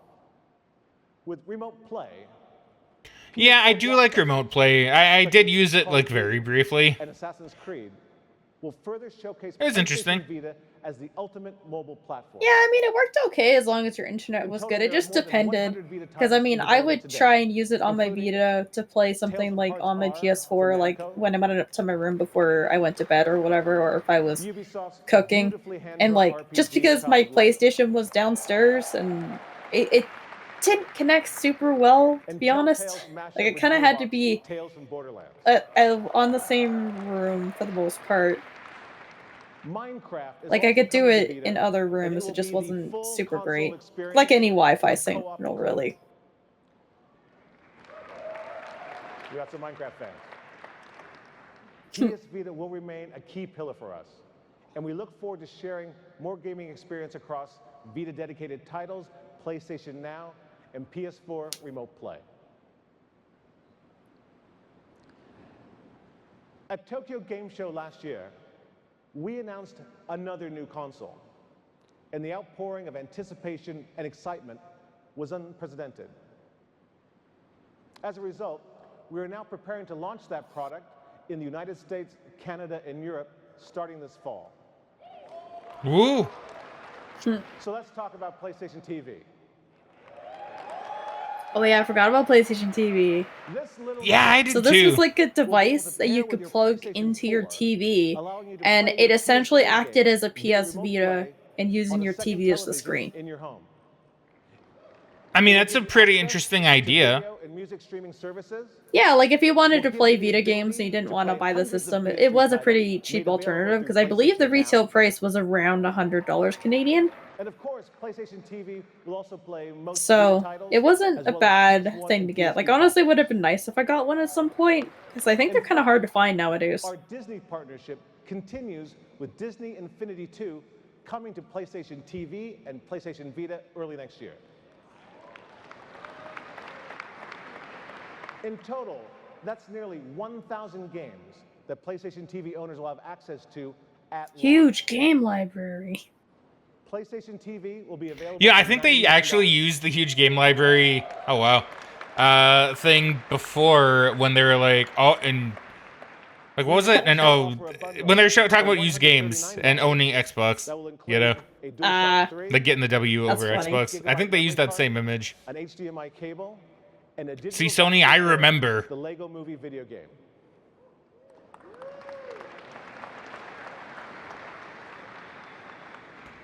New games. So is PlayStation TV good? New hardware. Like that thing? I think it's a decent thing for what it is, but I don't know if it sold super well. I don't think it did. Continues to accelerate. And as our world expands, we will stay true to our roots, to create imaginative games that foster fun while pioneering new gaming concepts. A little earlier, I was delighted to hear Andy give a shout out to one of the most iconic games of our time, Vib Ribbon. Yeah, give it up for Vib Ribbon. I do think I've heard of that one. A favorite of mine that really embodies the PlayStation spirit. It wasn't a multi-million seller, but that's not the point. That's the point nowadays. They only want blockbusters that sell millions. I mean, that's true, unfortunately. New experience to gamers. It's an incredible time to be part of the PlayStation family. I look forward to growing our gaming community through breakthrough experiences that inspire and delight. After all, guys, it's all about the games, isn't it?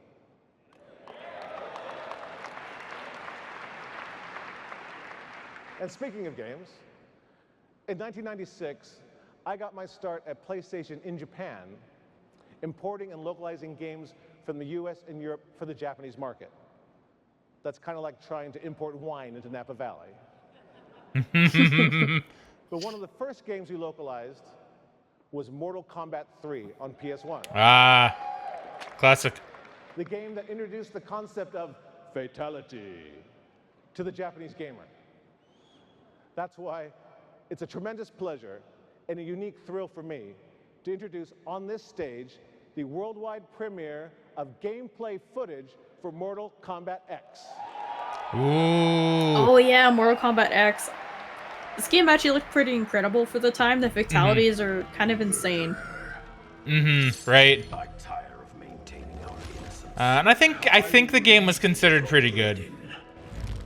Yeah, from what I remember, the game was considered good. It eventually got like a more definitive version, kind of like Street Fighter did with Mortal Kombat XL. Yeah. But yeah, it was pretty good. You had like different things you can interact with in the background in the fights. Like it was pretty interesting. And like I said, the fatalities were pretty cool. Like they'll probably show off at least one here, I assume. Oh, for sure. But yeah, I think it was considered a pretty good fighting game.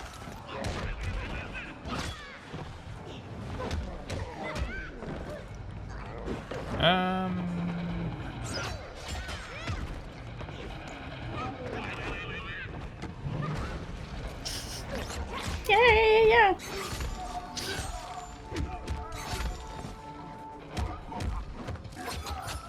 Yeah, you know, Mortal Kombat as like a game series is pretty interesting. Because I do appreciate that like the games actually do have like a bit of a story, you know? Yeah. Which I like. And you can actually get quite a lot of the story like in the opening cinematic for a lot of games, which I find really interesting. Yeah.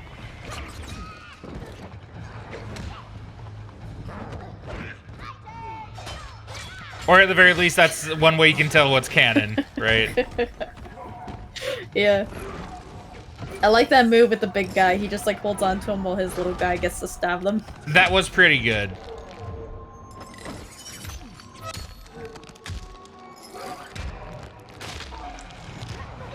Yeah, the X-ray like stuff always looked really good too. Very impressive. Yeah, you can understand why it did become a meme though, right? Yeah. It's pretty good. Like it is pretty meme-like, but you know it does add that extra impact to your hits, right? Oh yeah. Yeah, showing off a bunch of fatalities.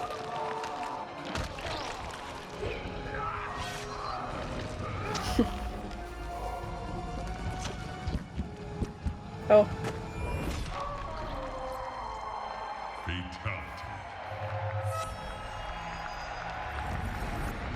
Who's next?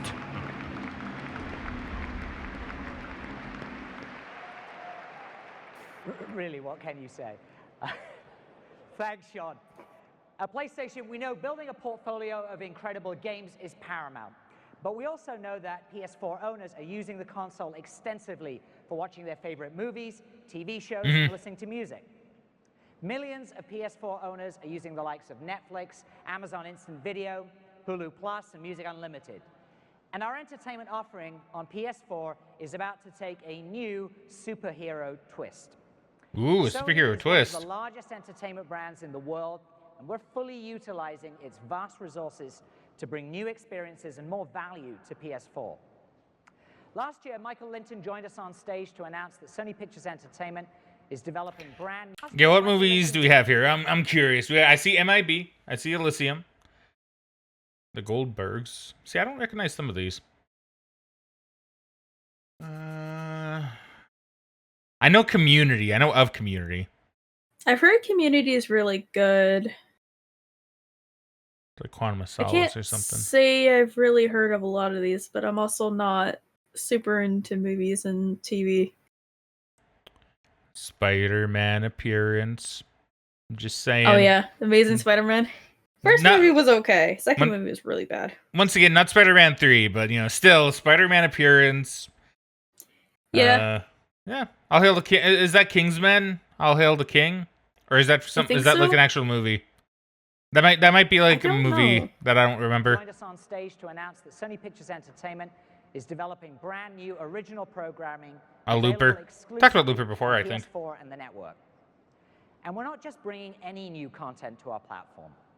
In line with our focus on the highest. Also, they got the two Spider-Mans, I guess, because they got Amazing Spider-Man on the left side and then Amazing Spider-Man 2 on the right side. Ah, okay. I saw Breaking Bad as well. Yeah, Breaking Bad is a Sony thing as well. Specifically to what gamers love most. Our first original series. And it just came out at this point, so they would have been just starting season 2, I think. Graphic novel series. Thank you. Powers. Of the same name, created by Brian Michael Bendis and Michael Avon Oeming. In addition to Powers, I know many of you are familiar with Brian's work with Marvel, as he is one of the highest-selling Marvel comic writers ever. He also sits on the Marvel Creative Committee and has consulted on every Marvel movie since Iron Man. Please join me. I wonder if he's still doing it. A great PlayStation welcome to Powers co-creator and executive producer for the series, Brian Michael Bendis. So one thing I'm kind of noticing, right? And I'll probably talk more about this near the end. Is I feel like Sony's kind of doing a little bit what Microsoft kind of did in previous years. It is an honor to be here. Where it's like, here's our multimedia stuff, right? Officially announce to you that Powers has been greenlit 2 series from Sony Television and PlayStation. Thank you. Woo. I didn't know if this was good.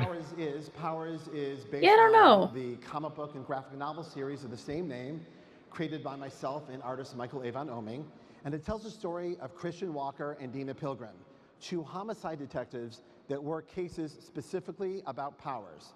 That means if the greatest superhero in the world suddenly falls dead from the sky, if one of the most notorious supervillains of all time is found dead in a gutter, that's their case.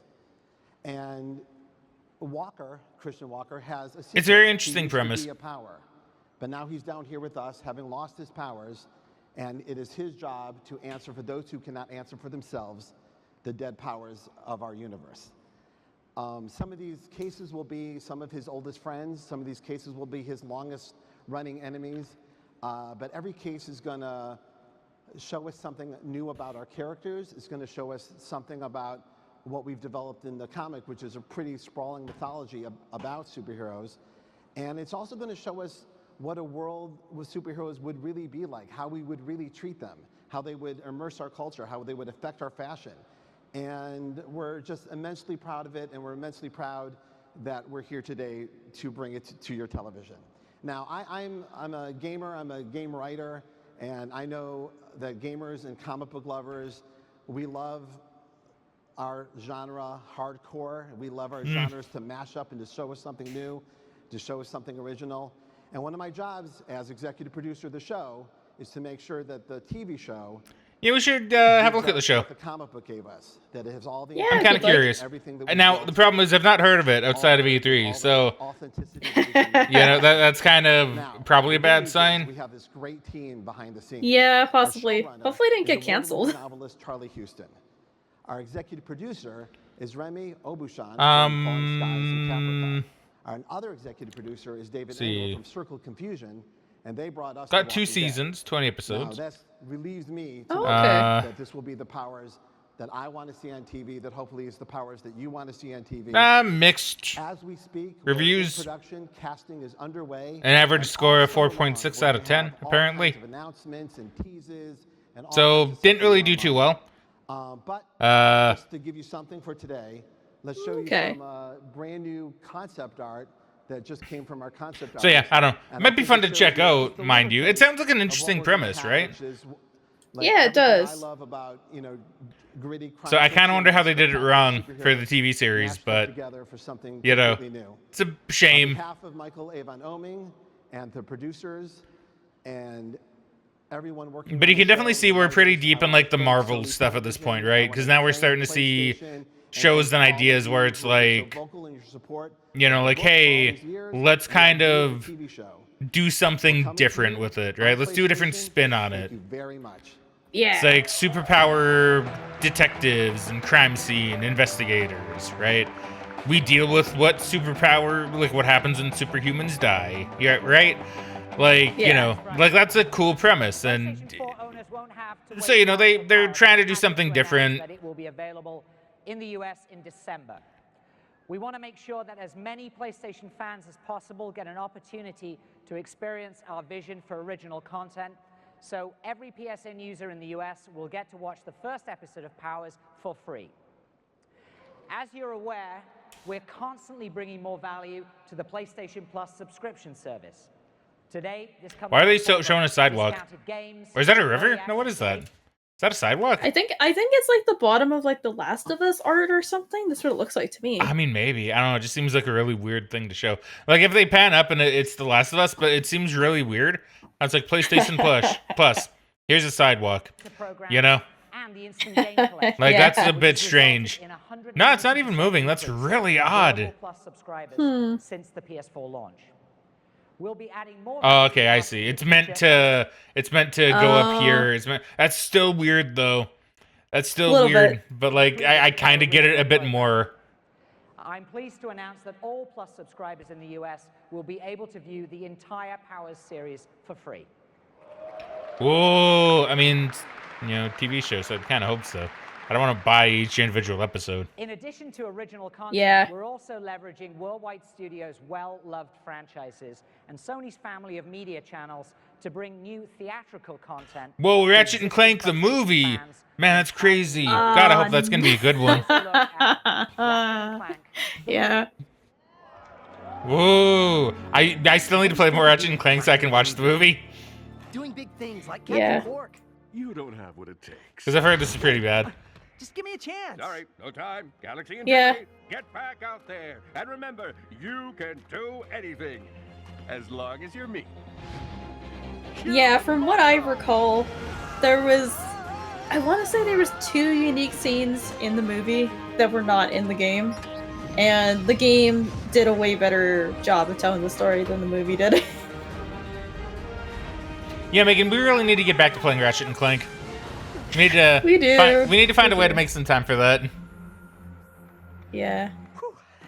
That was a close one, huh? Although, do I play the game first or do I watch the movie first? Like when we get around to this era of Ratchet and Clank. That is gonna show up on my mid-year review. See, I'm not too sure because I played the game and then I watched the movie.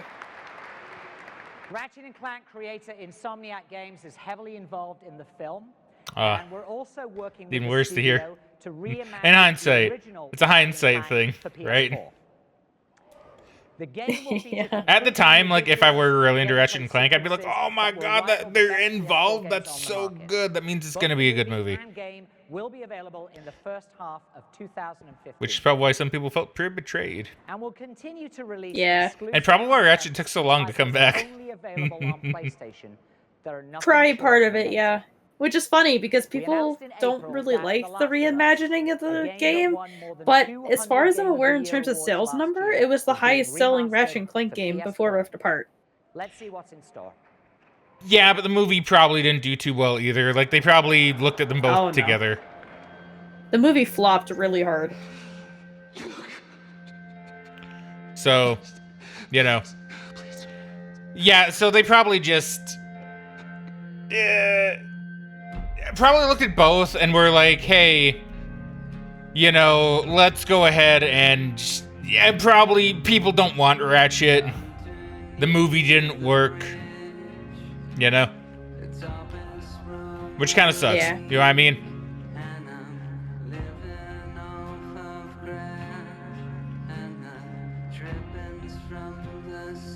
Because, yeah, it's kind of the unfortunate thing with that. The movie probably had more sway than the actual game at that point. Probably, yeah. But Last of Us, I do need to play. I do need to actually play this game. It's on the list. It's pretty high on the list. I'm not gonna lie. Right? One day I will play The Last of Us. Me too. Cause yeah, I don't know where it is on my priority list. I need to like maybe make a list of like some of the newer games I want to play. I just have too many games I want to play, and I'm very indecisive.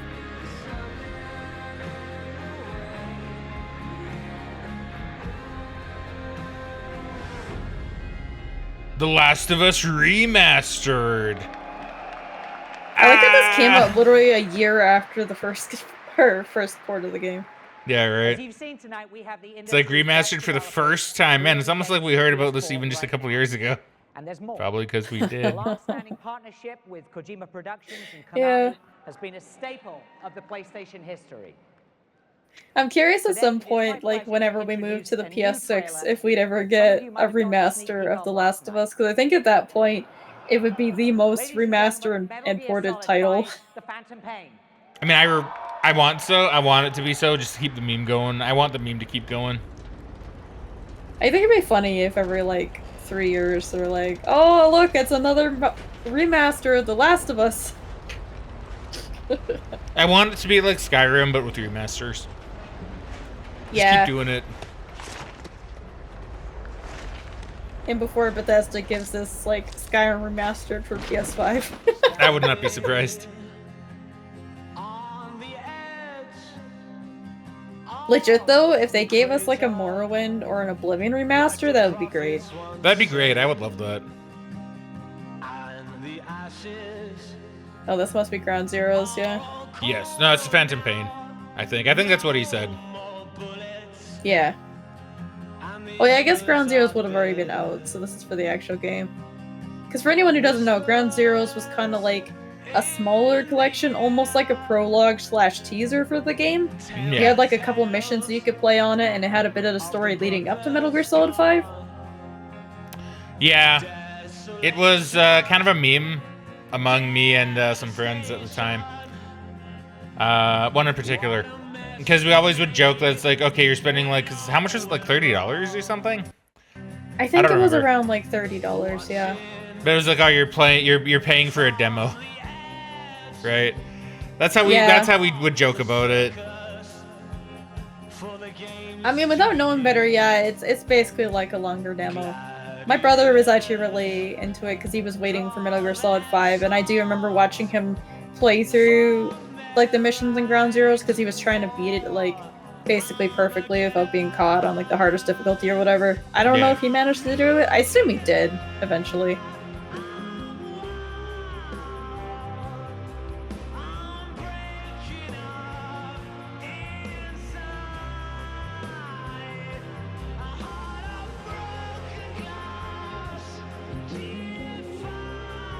Oh look, I've seen this area before, or one similar to it. I know, right? Oh.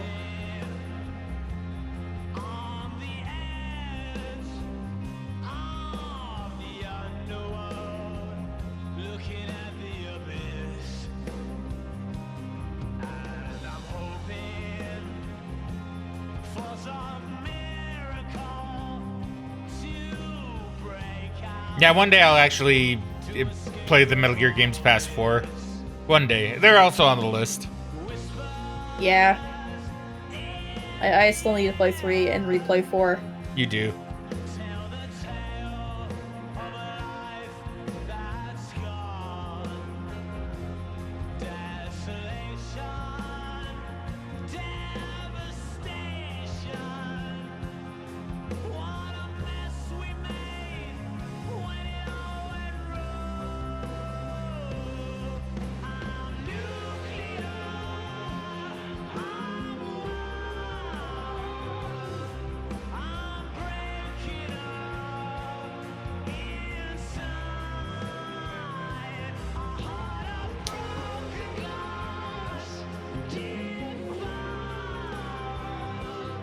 Yeah, they're really giving. They must have been pretty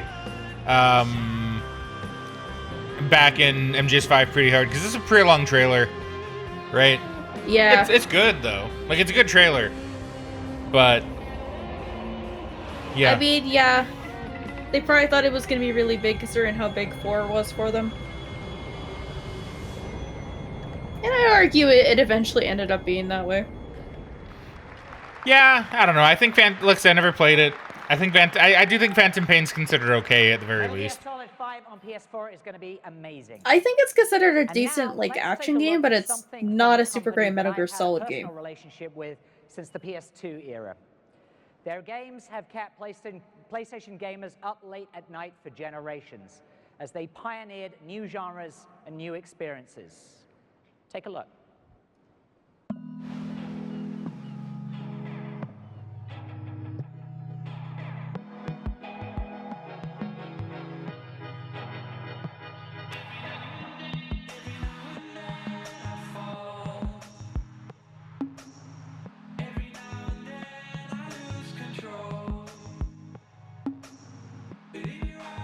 GTA 5 stuff, huh?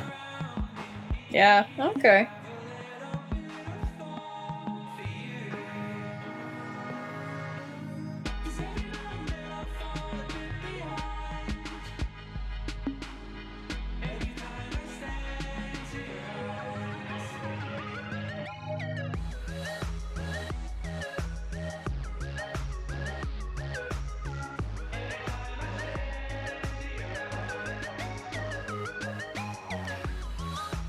Yeah, I don't know. Game's really pretty. It is, yeah. I really do need to play it. I really do need to play it one of these days. Coming to PlayStation 4.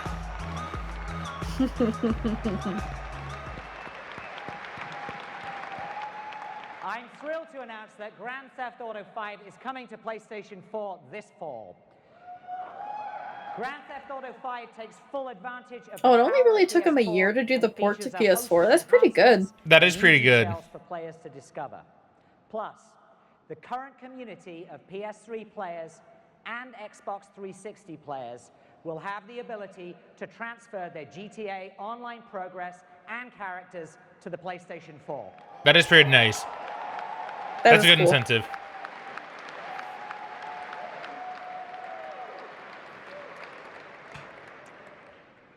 I'm not done yet. Ooh. Another game that I get the honor of sharing with you tonight is from the acclaimed studio Rocksteady and publishing giant Warner Brothers. Please take a look.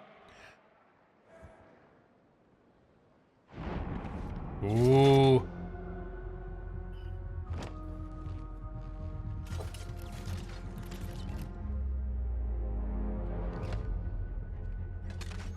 Is that the Batman? Oh, that's some must be crazy Arkham armor. Knight. I mean, probably. I didn't realize his armor was that crazy in this game. Yeah, this game is like insanely beautiful, man. I love Arkham Knight. I'm on my way. Such a good game on the PS4. PC port, I don't know. I think it's okay now, but like when it came out, it was really bad. Like it was done by like 10 people or 6 people or something. Oh yeah? And it was very unoptimized and very buggy. I played it on PC and there were so many times where the game would just crash on me. Like I remember there's this one mission where I had to go to the police center and then like follow Gordon to go and investigate this thing. And I'd get to a certain point in the road and I would just fall through the road. Oh, okay, that's pretty funny. Yeah, like, and I couldn't do anything about it because I tried going like in a different spot around it and I would go too far away from him. So I ended up having to go to verify the Steam files again. And then I think I had the game crash on me when it got to this cutscene because it was like missing a file it didn't download or something. Like, it wasn't a great experience when it came out. But on PS4, the game is like amazing, from what I understand anyway.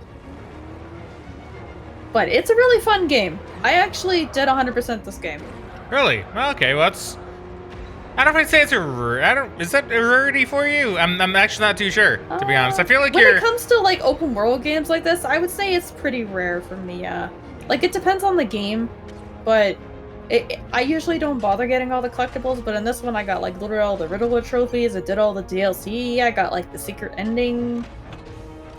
Yeah, because like I don't think you're as hardcore as me when it comes to like completing stuff, but you're definitely no slouch, you know? You're clear to engage. Weapon system. Yeah, like if I'm really having fun with the game, I'll go in 100% it. But if it seems like it's gonna be a big pain in the ass, or I'm just not feeling the game enough, then I'll just play the story and be done with it usually. And like, I did for the original Arkham Asylum, like on my 3rd playthrough, I did eventually get all the Riddler trophies, but I don't think I ever did for Arkham City. I don't know, I just was having a lot of fun with this game at the time. It's actually kind of funny, because when I was in the middle of playing this game is when I was having issues with my graphics card. So I had to send it in for RMA, and then eventually I got it back and it still wasn't working, so I had to send it again. So like when I was doing a lot of my cleanup with the trophies, I was using my old graphics card that was really struggling to run the game. Oh, jeez. So I kind of had to turn the game on low just to kind of like go and collect stuff. I didn't really care at that point. But yeah, this game had a lot of frame rate issues and everything when it came out too. But it's a beautiful game. Like it looks really good. It does. It does look incredibly good. Yeah, and it feels really good too, because they added some mechanics to, like, so you can glide around the city really fast, and then obviously they got the Batmobile. Like, it's actually really easy to get around the city. Which is funny, because I saw so many comparisons to this game when Suicide Squad came out, because people were like, oh, this game from 2015 looks way better than what we got in Suicide Squad, and just like, yeah, they're totally right. Yeah, right. Some games just age really well. Like, some games just look really good, you know? Well, yeah, and like some people would argue, be like, oh, Suicide Squad has a different art style, it's not as dark and gritty. But if you literally just look at like the details of the textures on the characters, like there's a huge difference. Even if you don't count like the overworld itself, the character models are not nearly as good. Oh yeah, right. Scarecrow? Their trailer is glitching out, but yeah, Scarecrow is in this game. That's kind of the whole premise of this game. Like, you find out, like, literally at the beginning of the game. So, like, mild spoilers if anyone cares. But you kind of start the game in a way which is kind of interesting, because you find out, like, after the intro cutscene, that Scarecrow has, like, released his gas in the city and is causing everyone to kind of go crazy. So, like, a lot of people have, like, evacuated, and now the villains are taking over Gotham. Okay. So that's kind of how the game starts out. See, you say their trailer is glitching out, though, but I think it was doing as intended. I mean, that's true. It was probably just supposed to be weird because it's Scarecrow. Well, because I think it's meant to be Scarecrow taking over the feed, right? Yeah, because I think he does hack, like, the speaker system and stuff, and I think you do hear him every now and then while you're playing the game. The intro of the game is just a very unique way to start the game, and I thought it was really cool at the time. And comes with Scarecrow nightmare missions that are only available on PlayStation. See, I don't know about the nightmare missions. I never played those. In our commitment to provide gamers the Maybe because I never played it on PS4. I mean, yeah, probably. See, I don't like when games are like, yo, exclusive missions only on this console. That I don't like. Never did. I'm glad they don't really do that anymore. I'd like to leave you with one Yeah, that was kind of a big focus of Sony's strategy, like late PS3 and like in the PS4 generation, is that they were very insistent on having exclusive content or exclusive, like, timed releases. And like, they still do the time releases a little bit, but as far as I've seen, they haven't done the exclusive content quite as much. Usually it might be like, oh, you get a different costume, but never like unique missions for the most part. Yeah. Now, what are they gonna leave us off with? It's Naughty Dog. Oh, is this Uncharted 4? So, what do you think? Yeah, it's gotta be. It's a lot to take in, kid. Uncharted 4 is a really good game. Flies on his wound. It's kind of gross, dude. Game for a long time. A little bit. Or maybe I need to remind you the kind of people we'd be crossing here. Sully, I know the risks, but come on, it's a surefire plan. Yeah. If there's one thing I've learned in all these years, it's there's no such thing as a surefire plan. That's probably true. I don't really have an option here. You know that. yeah, maybe you're right. I've been out of the game, but I need back in. So can I count on you? One last time. All right, kid. Let's go do it. One last time.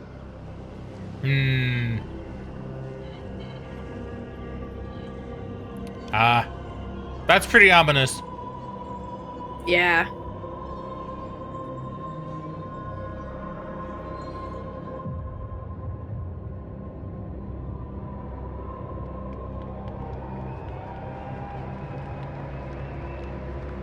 A Thief's End. That's a good subtitle for it. Yeah. Yeah, no, Uncharted 4 was a really good game, and it's, like, really impressive for the time period it came out. It looks incredible. The only thing I always really didn't like about the game is that it has, like, incredibly high motion blur, especially during the driving scenes. Oh boy. It's kind of distracting. But, other than that, I'd say the game is really good.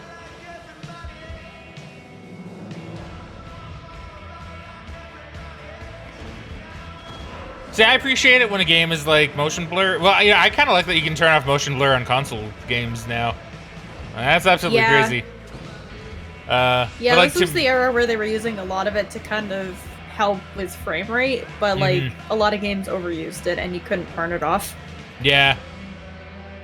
Like, I know there've been a couple games that I've played recently where it's like motion blur off by default. And I'm like, you know what? Yeah. Instant 10. Right? Yeah, I turn it off whenever I can because it just makes the game look really muddy to me. It doesn't really add anything to me. And like, if it's too intense, like especially like stuff where eventually Just Cause 4 was very notorious for this, like it will just make me feel sick. Yeah, like motion blur is very, because it's also used to hide like imperfections too, right? Like in some stuff, like graphically. Yeah, well, yeah, it's kind of used to hide frame stutters and I believe like texture popping. And I mean, like in certain sequences, like used the right way, it could be good because I mean, if you're doing like a really fast action scene, adding a bit of motion blur can really add to the feeling of movement. But like at this point, because they were trying to use it to be able to reach the 30 FPS, that it really just suffered. Yeah, no. Motion blur, very no bueno. Very no bueno, Yeah. do not like. Yeah. But what'd you think of the conference? I thought they had a lot of really good and really interesting games this year. I will say it's kind of funny they kind of went in the opposite direction of Microsoft this year, where they actually had more of like the home system, like watch movies and everything on your PlayStation. But it didn't last too long, so I can't really complain about that. Yeah. And I mean, they did break it up with segments of like people talking, but I did notice they didn't have a lot of like developer interviews or anything this year. Yeah, they didn't, did they? So admittedly, I don't really like that because it was kind of nice to kind of hear the devs come out and talk about the game and, you know, what they're trying to do. And like when they don't have that and they're just having these breaks between the different corporate people, it just feels like a big commercial, which is what it is. Let's be real. But yeah, like I thought it was good. I really like the games that they showed this year, but I think in terms of like presentation, I think Microsoft did a better job this year. See, it's really funny because I actually agree, and I wasn't too sure you were going to. I was actually thinking like near the end of this that I'm like, I kind of liked Microsoft's more, and it's kind of for the same reason that you kind of suggested, right? Like I feel like Microsoft's was just really like there was really no like slow thing in between. You know, like I actually really like the presenters they've had here, right? The people that they've gotten up to talk on stage. I actually think they're really good. They're all very fast. They're all very like cracking little like jokes if they like made a mistake speech wise or just if something was in the crowd. Like they were very fast to get on that and go like, yeah, we're fun, right? You know. But at the same time, I kind of like Microsoft's approach of like, you know, here's the game.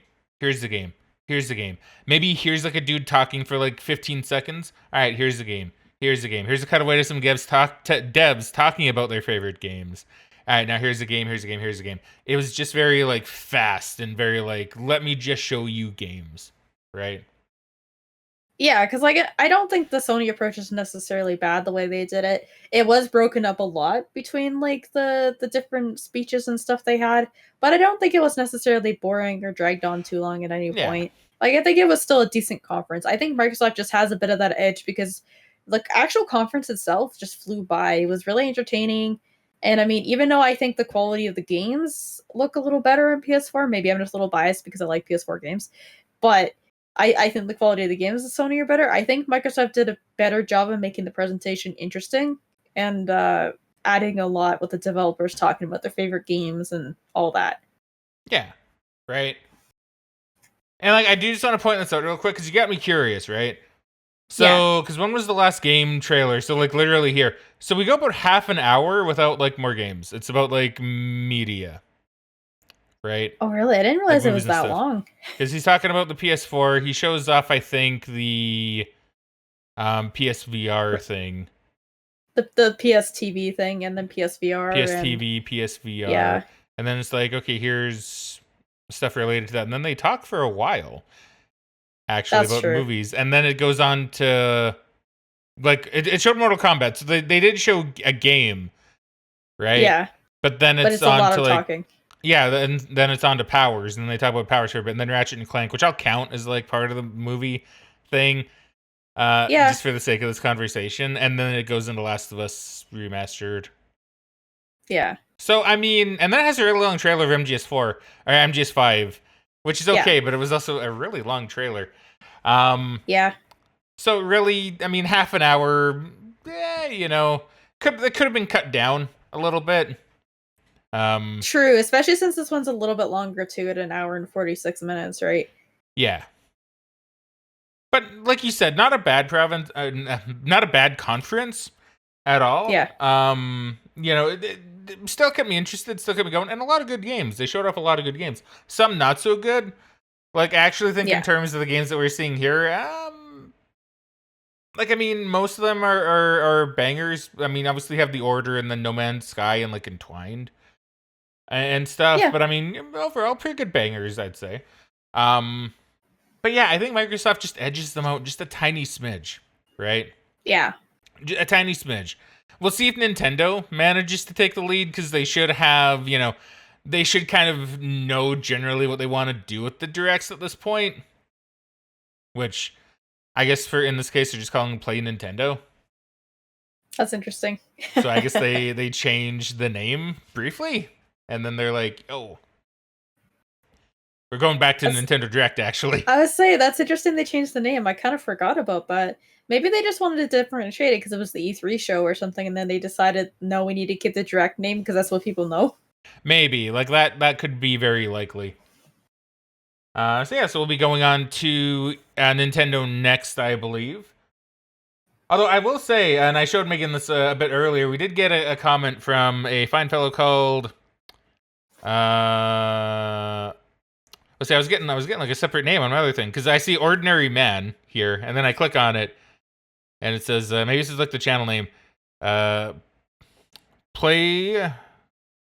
Oh my god, I wasn't prepared for this. I was like, Ordinary Man, I can say that. But now it's like, Play Now we're in Block 3? I'm not too sure. I'm sorry, my dude. I'm sorry. I see Ordinary Man. I was prepared to say that. I wasn't prepared to say the other one. But seems like a cool guy. He says that I think we will actually look at these, because I'm very intrigued. Okay. Because he says just recommend, if it's on your radar, which is now, react to Xbox and PlayStation press conferences at Gamescom 2014, 2015. Well, Xbox Gamescom 2015, and PlayStation PGW 2015. And this is what got me intrigued, because he says in that era, both Sony and Microsoft are doing like big conferences separate from E3. And Gamescom / Paris Game Week really had some of their big announcements and trailers. And what got me intrigued by this specifically, right, is it kind of fits like the thing that we're kind of seeing a little bit, right? Because Nintendo isn't breaking away from E3, but they don't have like they have a presence there, but they're not doing like a conference at E3, right? They're kind of slowly pulling away from it, right? Yeah. And so I think it'd be really interesting to see what Microsoft and Sony do not at E3, right? Because if they have some of their big announcements at, say, Gamescom, and they're not doing that at E3, then that's, pretty interesting, right? Yeah. So I think we will give those a look when we're done with Nintendo. Like when we're done with this year's E3, maybe we'll do like a little side thing and we'll just go and check out these, right? If I can find them. I have to see if I can find them first. I haven't actually looked yet, but I'm sure they'd be easy enough to find. Yeah, I don't think it'll be too hard to find them, most likely. So yeah. So we'll see about that. So thank you once again for putting that on our radar. Really appreciate. But yeah, for next time, we'll be doing some Nintendo, I think. Yeah. All right, so is that it? Megan, do you have anything else you want to say? No, I think I've said pretty much everything I need to say. All right. Well, in that case, thank you very much for watching, everybody. We hope you all enjoyed. But for now, it's time we cue the outro. So frag out, and we shall catch you guys later. Bye.